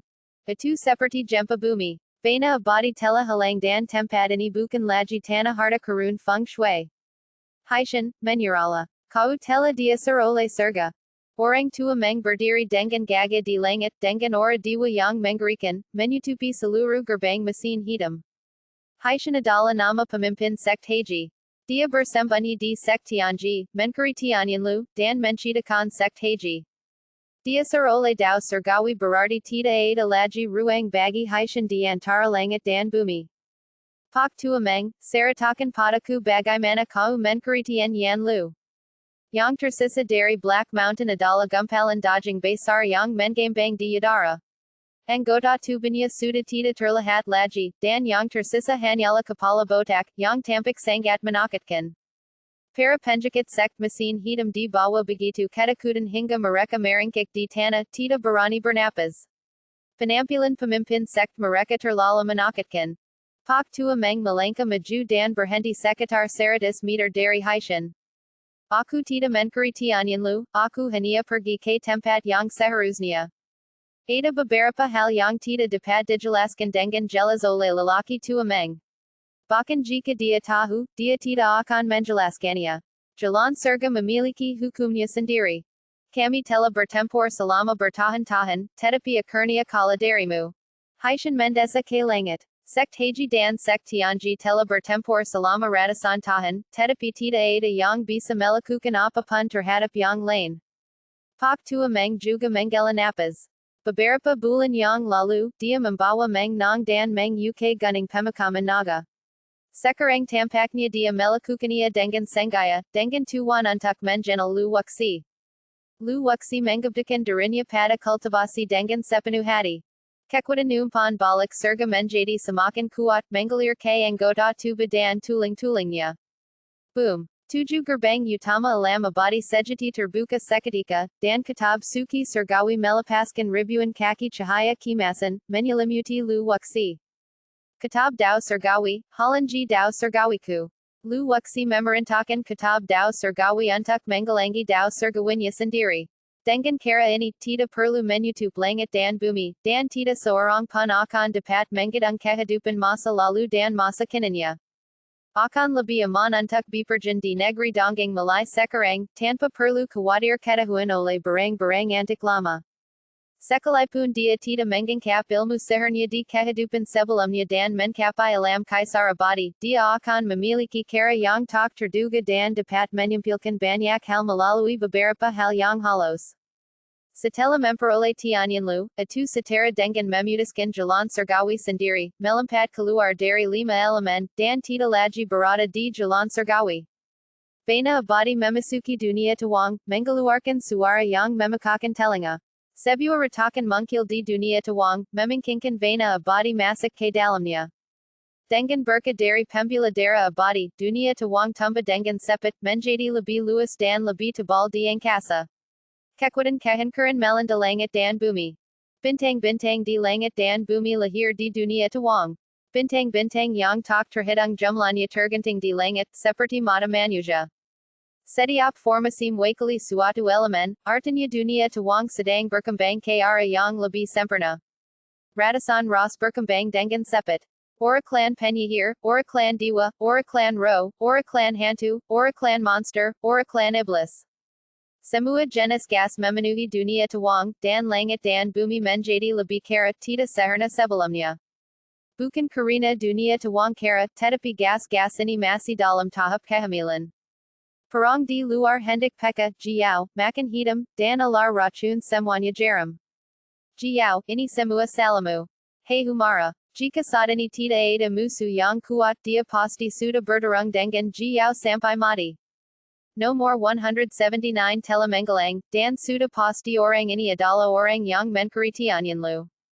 Kecepatan operasinya semakin cepat dan cepat. Saat sejumlah besar karen mengalir ke dunia Taihuang, kultivasi Lu Wuxi telah mencapai puncak tingkat ketujuh dari dewa sejati. Kecepatan terobosan ini sungguh luar biasa. Babarapa Hari Yang Lalu, Dia Memranakan Karen Gaharu Dan Berhasel Menkapai Tingkat Kinam Dari Diwa Sejati. Belam Lama Ini, Namanada Tarobosan Lane. Jika Atu Orang Lane, Tuba Mereka Tida Akan Mampu Menahan Kasapadan Tarobosan Ini. Cahaya Kimasan Yang Dilpaskan Ole Kitab Suki Surga Perlahan Menusit Dan Mengunchi Tubalu Waksi. Tian Yinlu Mengalang Sepanunya, Dan Kitab Suki Dao Surgawi Tita Laji Sama Seperti Sebalamnya. Kitab Atu Menjadi Labi Kuno, Dan Setiap Halamania Dipenuhi Dengan Sejumlah Besar Pola Langit Dan Bumi. Seperti Dugan Lu Waksi, Setelah Kitab Suki Dao Surgawi Menyerap Katatan Evolusi Surgawi, Evolusinya Pun Berhasil Diselesaikan, Dan Dia Pun Berhasil Menguasai Dao Surgawi Dan Dao Manuja di Antara Enam Jalan. Uratan Dalam Kitab Suki Dao Surgawi Menjadi Lebih Jelas. Setiap Keterampilan Sihir Yang Telah Kukuasai Seperti Terukir Dalam Ingatanku. Mata Lu Waksi Memenkarkan Sisirka Cahaya. Setelah Kitab Suki Dao Surgawi Didingkatkan, Kimampuania Menjadi Lebih Kuat. Atu Tita Semuda Menyampilkan Dan Meningkatkan Ingatan. Lu Waksi Tita Perna Bermaksud Untuk Maramal Nasabnya Sendiri Karina Dia Hania Memperlakukan Orang Lain. Montenegro Adalah Kanta Terbaik. Dia Membokorkan Terlala Banyak Rahasia Dan Akurnia Mendapat Balasan Sesuai Hukum Alam. Sekalipun Lu Waksi Menguasai Jalan Surga, Dia Tida Akan Barani Menkabanya Dengan Muda. Bab 1859 Dari, Seni Melahap Surga Kehankaran Besar, Sekt Mesin Hitam Dehankarkan. Kitab Suki Surgawi Melayang di atas Laut Jiwa, Dan Kesadaran Lu Waksi Memasuki Halaman Emas. Sejumlah Besar Tanda Tiba-Tiba Mungkil di Depan Lu Waksi, Dan Banyak di Antaranya Membuat Lu Waksi Merasa Familiar. Swasana Hati Tak Terlukiskan Dan Membuat Lu Waksi Hila. Masih Banyak Tanda, Beberapa di Antaranya Kabar Dan Tidak Begitu Jelas Dan Lu Waksi Perlu Memahaminya Secara Perlahan Nanti. Katatan Evolusi Surga Memang Cukup Misterius. Melihat tanda-tanda yang saling terkait dan terhubung secara horizontal dan vertikal, beberapa tanda seperti pedang, beberapa seperti awan, beberapa seperti gunung, beberapa seperti laut dan beberapa seperti sosok. Setiap tanda mewakili bagian dari jalan surga. Lu Waksi tidak punya niat untuk memahami tianyan Lu, apalagi menyinggung jalan surga. Apa yang ingin dilakukannya adalah mendominasi jalan surga dan berada di atas jalan surga. Jangan pernah menentang seseorang dengan enteng sebelum Anda mencapai prestasi yang cukup. Ia yakin bahwa suatu hari ia akan mampu melampaui jalan surga dan menjadi dewa tertinggi. Itu memberinya keyakinan besar. Kualialai penelan surga memberinya potensi untuk menjadi raja, dan alam tuang memberinya harapan untuk menjadi guru. Black Mountain adalah pelajaran bagi kita. Lu Waksi menutup lembaran emas dan menyerahkan segalanya pada Kitab Suki Surgawi. Mengalangi jalan surgawinya sendiri membuat Lu Waksi senang dan dia tidak perlu lagi khawatir diburu oleh mereka. Kecuali seseorang dapat mengenalinya, tidak seorang pun di dunia peri mengetahui identitas aslinya. Satu-satunya orang yang dikhawatirkan Lu Waksi adalah orang abadi yang melarikan diri dari sektai. Dialah satu-satunya yang pernah melihat wujud aslinya. Yang kedua adalah Ling Changmo. Kloningnya terbunuh, tetapi tubuh aslinya masih berada di negeri Dongeng. Kloningnya mati dan mereka dipisahkan oleh dua dunia. Pasti sulit bagi tubuh aslinya untuk merasakannya. Agar aman, Lu Waksi harus menemukan mereka berdua dan membunuh mereka semua. Dunia ini begitu luas, tidak mudah untuk menemukannya. Dia menghabiskan sedikit waktu untuk mengkonsolidasikan kultivasinya dan mencapai puncak tingkat ketujuh dari dewa sejati. Ala-ala teras menerobos dia menggunakan mata hantunya untuk melihat ke seluruh pintu mesin hitam. Di atas kekosongan, pemimpin sekt mesin hitam telah berubah menjadi segumpal daging busuk dan penampilannya mengerikan. Setelah kehilangan tianyan Lu, serangan balik Dao Surga mulai menggalangkan hukum dalam tubuhnya. Lu Waksi mengendalikan Kitab Suki Surga dan mempercepat perampasan. Sedatlah untukku. Pemimpin sekt mesin hitam telah mencapai titik kejalan. Dengan genggaman tangannya yang besar, ratusan penjahat sekt mesin hitam terbang mendekat. Kehidupan di tubuh mereka menggelang dengan cara yang terlihat oleh mata telanjang, dan semuanya menyatu ke dalam tubuh pemimpin sekt mesin hitam. Pinjam hidupmu. Meminjam kehidupan lagi. Dengan meminjam kehidupan, kita dapat melawan serangan surga. Ratusan nyawa telah direnggut oleh pemimpin sekt mesin hitam. Para penjakutnya jatuh limas ke tanah tanpa ada tanda-tanda kematian. Kehidupan mereka lenyap tanpa luka ada rasa sakit. Lari. Pemimpinnya sudah hilang. Murid-murid sekt haji yang tersisa berlarian ke segala arah, mencoba melarikan diri dari tempat yang penuh masalah ini. Black Tiger dan Viper saling berpandangan.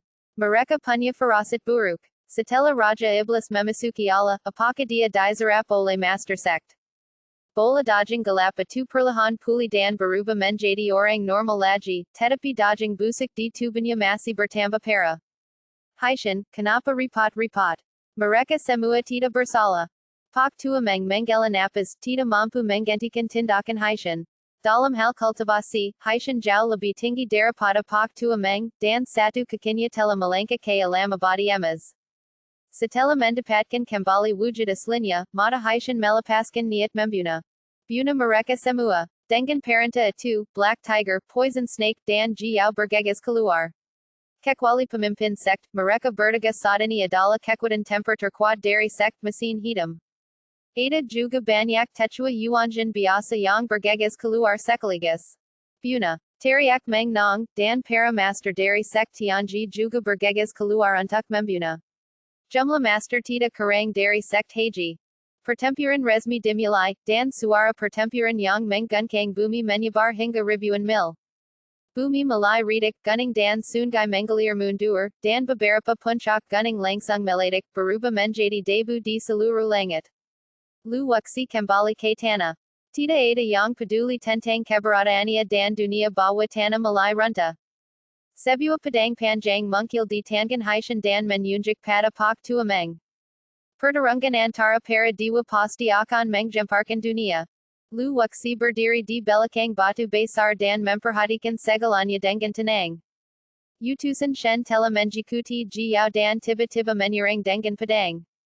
Swish. Jiao terkejut dan tertusuk oleh pedang utusan Shen, pakaiannya pun berlumuran darah. Pembunuhnya adalah kamu. Siapa yang mengira bahwa orang yang membunuh Jiao ternyata bersembunyi di sampingnya? Jiao, kau mencuri suamiku dan membunuh anakku. Hari ini aku akan membalaskan dendam atas kematian suami dan anakku. Suara utusan Shen juga berubah. Suaranya bukan lagi suara pria, melainkan suara wanita. Jiao telah merempik begitu banyak pria selama bertahun-tahun hingga dia tidak dapat menghitungnya lagi. Jumlah pria yang energi yang nya telah dikuras olehnya bahkan lebih banyak lagi. Saya tidak ingat sama sekali siapa suami yang disebutkan utusan Shen. Utusan Shen, Tuan telah sangat baik padamu selama bertahun-tahun, mengapa kau menyerangnya? Dua utusan lainnya mendekat dengan cepat dan menjepang utusan Shen. Aku telah mencintai di sampingnya selama 10 tahun hanya untuk membalas dendam. Utusan Shen melepas topengnya, memperlihatkan wajah pukit. Pedang tadi telah melukai Jiao dengan parah. Bahkan jika dia tidak mati, dia akan terluka parah. Menghadapi serangan dari sekt Tianji, Jiao ditakdirkan untuk mati. Sekt Tianji datang dengan persiapan dan secara bertahap menekan sekt Haji. Selain itu, sejumlah besar murid melarikan diri, dan sekarang sekt haji telah menjadi kacau balau. Bahkan banyak diakan dan penatua telah menyadari ada sesuatu yang tidak beres dan meninggalkan tempat itu. Dalam sekejap mata tidak lebih dari 20 orang yang tersisa bertarung di gerbang mesin hitam. Mereka adalah orang-orang kepercayaan Montenegro dan mereka bertekad untuk tetap berada di sisi Montenegro sampai mati. Para penguasa sekt Tianji segera menjepang harimau hitam dan alar beratun. Ayo kita kabar. Black Tiger melirik Viper. Dilihat dari postur pemimpin sekt, akan sulit untuk melawan Pak Tua Meng. Saat bencana melanda, semua orang akan melarikan diri. Mereka tidak perlu dikabar bersama sekt mesin hitam. Pertarungan antara Pak Tua Meng dan Haishan sulit untuk diputuskan. Segala macam gerakan dan taktik ana sering digunakan. Keduanya telah bertarung selama ratusan tahun dan sudah saling mengenal dengan baik. Tidak mudah untuk mengalahkan lawan anda sepenuhnya. Kitab suci surgawi terbuka dan tertutup, tanda tian yanlu yang tersedak di atasnya tiba-tiba berputar, dan kekuatan surgawi yang mengerikan turun dari udara. Seperti Rante, Mengunci Montenegro. Tita peduli seberapa caras dia beruang, dia tidak dapat lepas dari kendali surga. Lu wuxi menggunakan belenggu surga untuk menekan haishan. Kekuatan tian yan lu, kau benar-benar mendapatkan tian yan lu. Haishan melirik ke tanah dan melihat lu wuxi berdiri di belakang sebuah batu besar. Sedikit kedadak perkayan melintas di matanya. Dia benar-benar tidak dapat mengerti bagaimana lu wuxi mencari tianyan lu. Serangan balik kekuatan surga menjadi semakin hebat dan tubuh haishan sekali lagi berubah menjadi segumpal daging busuk dan kekuatan berdarungnya jauh lebih sedikit dari sebelumnya. Memanfaatkan kesempatan ini, sudah Taihuang mungkil di tangan Pak Tuameng. Taihuang itu mirip dengan kunci tanah, tetapi bukan kunci tanah. Taihuang ini lebih panjang. Swish. Taihuang itu berubah menjadi cahaya yang kuat dan menjikat haishan. Itu pasti senjata sihir yang kuat. Telinga teras menyusut dan tubuh haishan tidak bisa bergerak dan terperangkap dengan kuat di tempatnya. Pak Tuameng tidak membunuh haishan. Dia adalah pengkhianat sek Tianji dan harus dibawa kembali ke sek Tianji untuk ditangani oleh pemimpin sekt. Melihat pemimpin sek ditangkap, Hehu tidak berniat bertarung lagi dan berbalik untuk melarikan diri ke kejauhan. Hentikan mereka, kita tidak bisa membiarkan mereka lolos.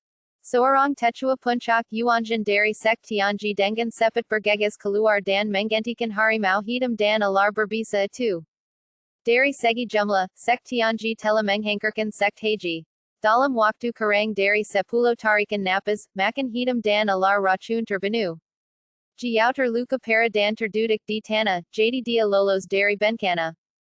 Haishan dibawa oleh sebuah tazana. Saat dia masuk, taz itu menyusut sedikit demi sedikit dan kembali ke tangan Pak Tuameng. Pemimpin sek itu ditangkap dan yang lainnya menyerah dan berdiri di sana, tampak kebingungan. Sahabatku lu, berkatmu, banyak nyawa terselamatkan kali ini. Pak Tuameng turun dari langit dan berdiri di depan lu wuxi. Dia sama sekali tidak memiliki aura dewa. Sebaliknya, dia sangat menghormati lu wuxi. Menguasai tian yan lu berarti lu wuxi telah memahami jejak jalan surga.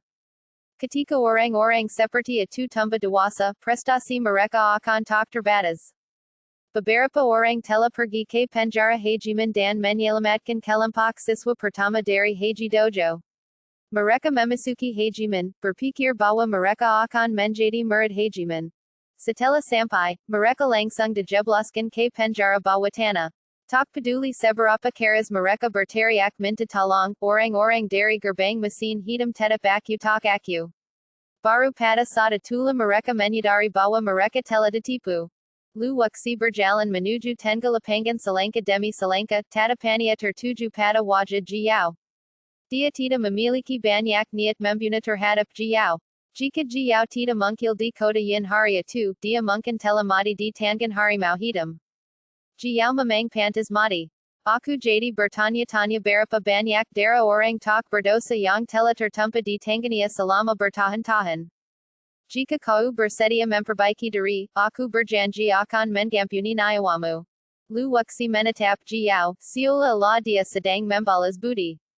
Utusan Shen hendak berbicara, tetapi dihentikan oleh Lu wuxi dengan lambayan tangannya.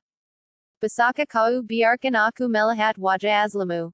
Wajah Jiao pucat pasi dan dia tidak lagi memiliki keberanian untuk hidup.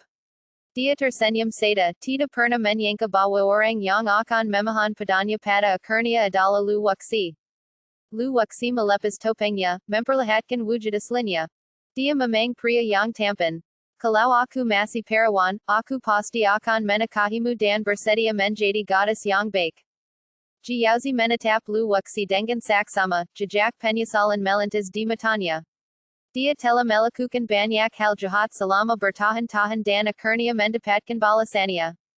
Semua orang terdiam, tak seorang pun berbicara. Saat orang yang sekarat akan meninggal, kata-katanya lembut. Dari sudut pandang kepentingan pribadi, Lu wuxi berharap Jiao dapat bertahan hidup. Jika dia dapat menaklukkannya dan menjadikannya pelayannya, dia pasti akan sangat membantunya. Dari sudut pandang moral, tidaklah disayangkan jika Jiao mati secara sekali. Setelah Jiao selesai berbicara, sedikit darah mengalir keluar dari sudut mulutnya.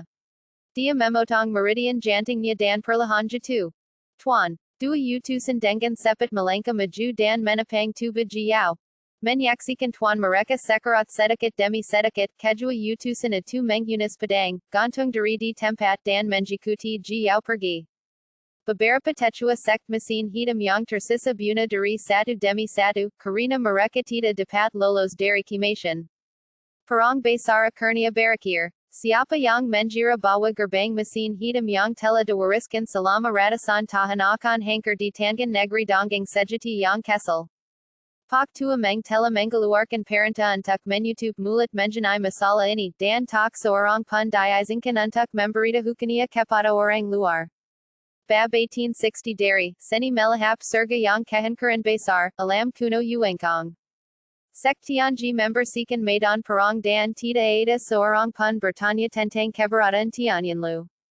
Senior Meng, selamat tinggal. Lu Wuxi menjpalkan tinjanya ke arah Pak Tua Meng. Dia telah memperoleh banyak hal dari perjalanan ini. Dia tidak hanya memperoleh Karen Gaharu, dia juga memperoleh 9 transformasi gerakan alai, dan yang lebih penting, dia memperoleh Tianyanlu. Apakah kamu benar-benar tidak akan mengunjungi gerbang Tianji? Pak Tua Meng telah mengundang Lu Wuxi untuk mengunjungi gerbang Tianji, dan bahkan berjanji bahwa jika Lu Wuxi memasuki gerbang Tianji, dia dapat dipromosikan ke posisi tetua tamu. Ini adalah negeri dongeng kesal, tetapi dia menikmati perlakuan seorang tetua. Jika aku memberitahu orang lain tentang hal itu, aku khawatir tidak ada yang akan mempercayainya. Dunia Lu Wuxi tidak ada di sini, dan dia akan meninggalkan daerah kota dongeng cepat atau lambat. Mungkin nanti, Lu Wuxi tidak menolak atau setuju. Mungkin akan ada kesempatan untuk menggunakan sekt Tianji di masa depan. Fondasi sekt yang telah diwariskan selama ribuan tahun tidak boleh diremehkan. Kalau begitu, aku tidak akan menahanmu di sini. Sampai jumpa nanti. Pak Tua Meng menjpalkan tinjanya ke arah Lu Wuxi dan mengawasinya pergi. Meng Nong dan Meng Yu, kakak beradik, secara pribadi mengirim Lu Wuxi ke susunan teleportasi. Saudara Lu, saya harap kita bisa bertemu lagi. Meng Nong sedikit enggan dan menjpalkan tinjanya ke arah Lu Wuxi. Selamat tinggal. Lu Wuxi melangkah ke dalam susunan teleportasi, kelihatan cahaya mungkil, dan dia melakukan perjalanan melalui dunia yang aneh. Setengah jam kemudian, kami kembali ke kota Linyu. Hal pertama yang dilakukannya saat keluar adalah melepaskan pemuda itu dari kuali alai penelan surga. Setelah dibisu dengan Karen spiritual, luka-luka pemuda itu sembuh semua. Terima kasih banyak atas bantuanmu, saudaraku. Aku berterima kasih atas kebaikanmu. Terimalah salamku. Setelah pemuda itu mengatakan ini, dia membungkuk kepada Lu Wuxi.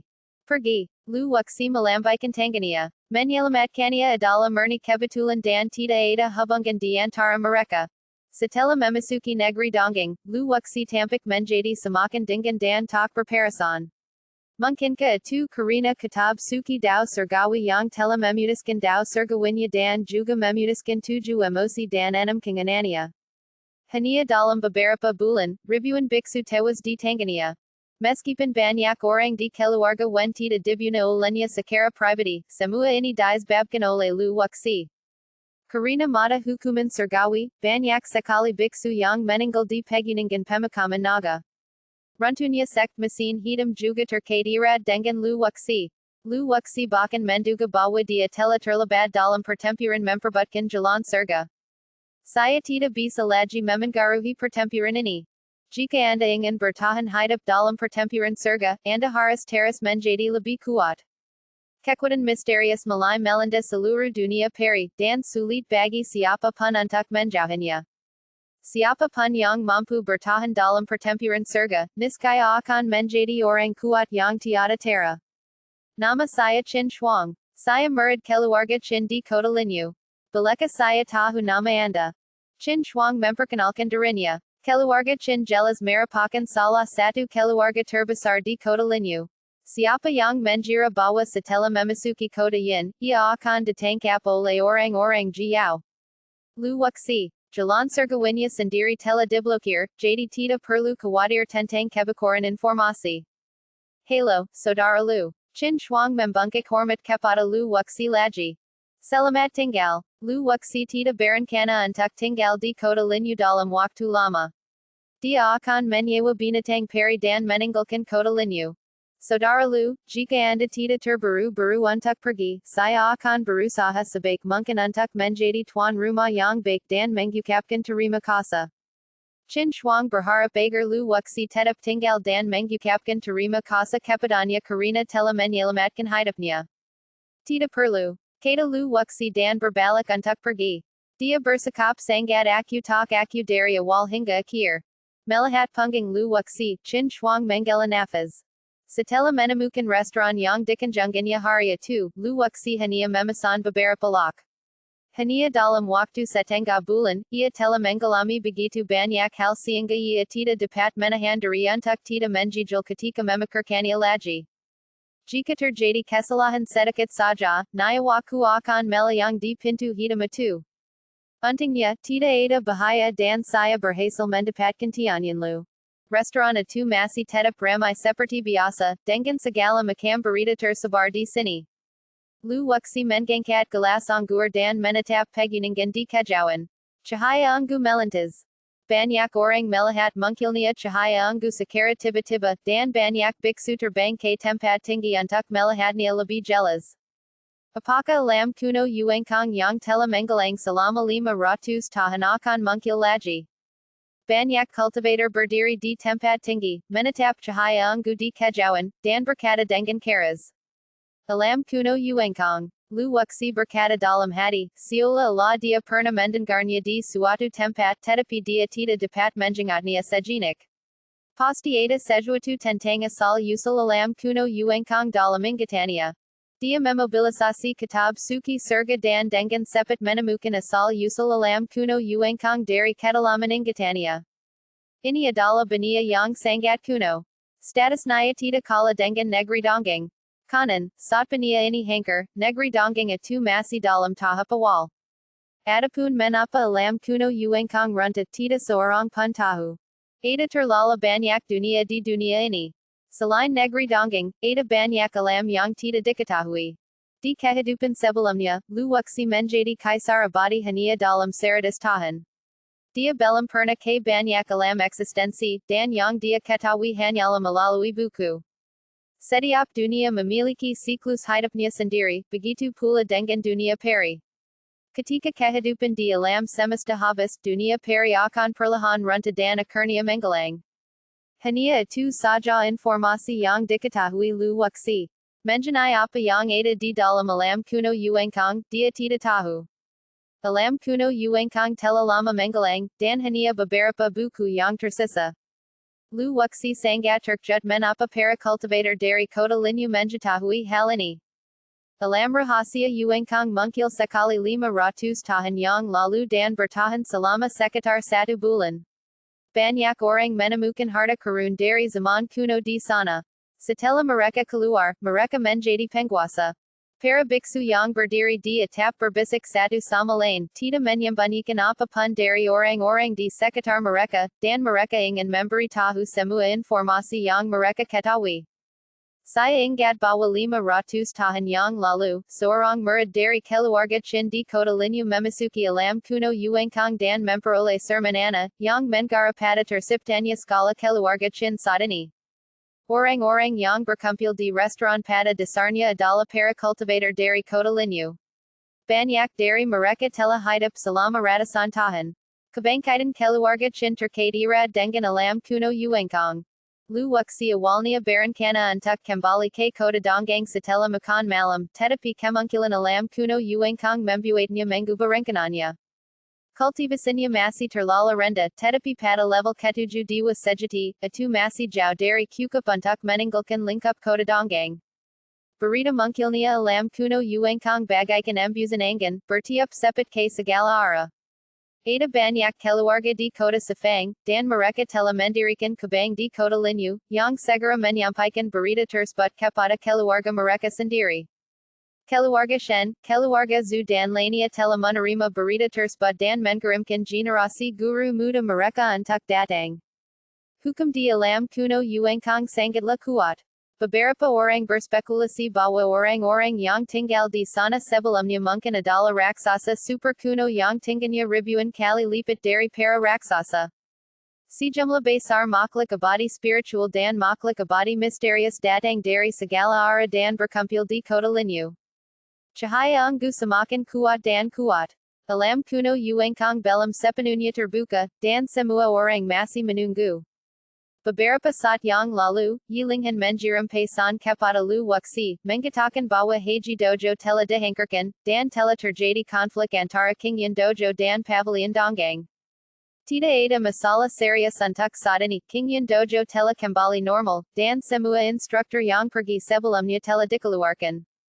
Lu Wuxi awalnya khawatir tentang kota Donggang, tetapi sekarang semuanya baik-baik saja di sana, dia bisa tinggal dan memasuki alam kuno Yuengkang untuk melihatnya. Akan lebih baik jika Anda bisa mendapatkan manfaatnya, tetapi jika tidak, anggap saja itu sebagai pengalaman. Hanya dalam sehari, semua penjanapan di kota Linyu sudah penuh. Lu Wuxi masih tinggal di penjanapan sebelumnya dan berleda dengan tenang setiap hari. Retakan unggu itu berangsur-angsur melebar, dan napas berat menyebar keluar, dan seluruh langit di atas kota Linyu tampak tertutup oleh lapisan awan tebal berwarna timah. Parasan tertekan yang tak kasat mata itu membuat semua orang merasa tak nyaman, khususnya para biksu yang tingkat kultivasinya rendah. Sungguh kekuatan yang dahsyat, Lu Wuxi berkata dalam hati. Dia telah mengalami banyak alam rahasia selama bertahun-tahun, tetapi ini jelas merupakan pertama kalinya dia menemukan alam rahasia sekuat alam kuno Yuengkang. Banyak biksu tidak sabar untuk bergegas menuju sela itu dan ingin memasukinya.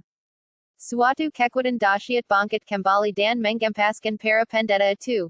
Apa yang terjadi? Alam kuno Yuengkang benar-benar menolak kekuatanku. Seorang kultivator alam Yuanjin berkata sambil menggerutkan kening. Hukum alam kuno Yuengkang sangat aneh, dan daya tolaknya sangat kuat. Seharusnya lebih tinggi dari ranah Zangxian dan tidak bisa dimasuki. Penolakan Lingjin dan Zangxian tidak terlalu besar. Meskipun belum bisa masuk, ia sudah bisa mendekati sela itu. Hal ini membuat orang-orang Yuanjin marah. Mereka datang dari ribuan mil jauhnya, tetapi tidak dapat masuk. Parasan itu sangat membuat frustrasi. Setiap alam rahasia memiliki hukum langit dan buminya sendiri. Jika seorang master yang terlalu kuat memasukinya, aturan di sini dapat dengan mudah dilanggar. Alam kuno Yuengkang mesti menjadi mekanisme perlindungan dari untuk menska masuknya alam Yuanjin. Alam Yuanjin dapat terbang di udara. Menurut perhitungan Lu Wuxi, alam kuno Yuengkang pasti melarang terbang, itulah sebabnya ia menolak alam Yuanjin. Beberapa pemuda dengan wajah berdebu berjalan keluar dari susunan teleportasi kota Linyu. Guru Wei, Anda telah menyebabkan begitu banyak masalah bagi saya. Jika saya tidak bergabung dengan Heiji Dojo, saya akan tetap mengejar di Qingyan Dojo.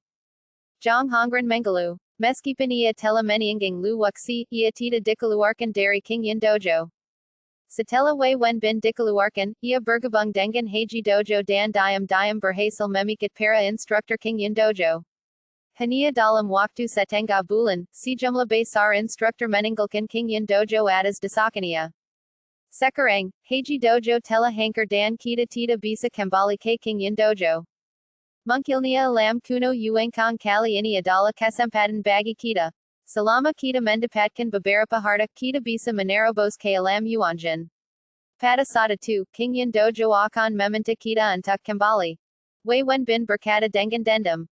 Semua ini disebabkan oleh Lu Wuxi. Sejak Lu Wuxi mungkil, statusnya meroso, dan bahkan keluarga Wei mulai tidak menyukainya. Pada titik ini, Zhang Hongren tidak punya pilihan selain terus maju. Tidak ada gunanya mengatakan apapun. Shen Chao minggir, dia juga salah satu yang meninggalkan Qingyan Dojo kali ini. Jangan bicara omong kosong, ayo kita berangkat. Shen Chao melirik retakan unggu itu dan mendesak mereka berdua. Mereka bertiga tidak punya waktu untuk beristirahat dan langsung menuju ke pegunungan. Lu Wuxi masih tinggal di penjanapan dan tidak pergi. Menurut perhitungannya, Buddha setidaknya 2 hari agar alam kuno Yuengkang bisa dibuka sepenuhnya. Jumlah kultivator yang menuju kota Linyu masih terus bertambah. Bakan dua techua yin dan yang dari arena tinju bawa tanah pavilion donggang tela munkil di kota linyu. Munkilnia alam kuno uengkang sunga menarik manat para master dari semua lapisan masyarakat. Seperti dugan lu waksi, dua hari kemudian, alam kuno uengkang malai bergunkang habat dan sebuah retakan besar munkil, menggubingkan dengan pegunungan di dekatnya. Begitu pintu gerbang dibuka, banyak sekali biksu yang bergegas masuk, karena takut terlambat dan harta karun di dalamnya dirampas orang lain.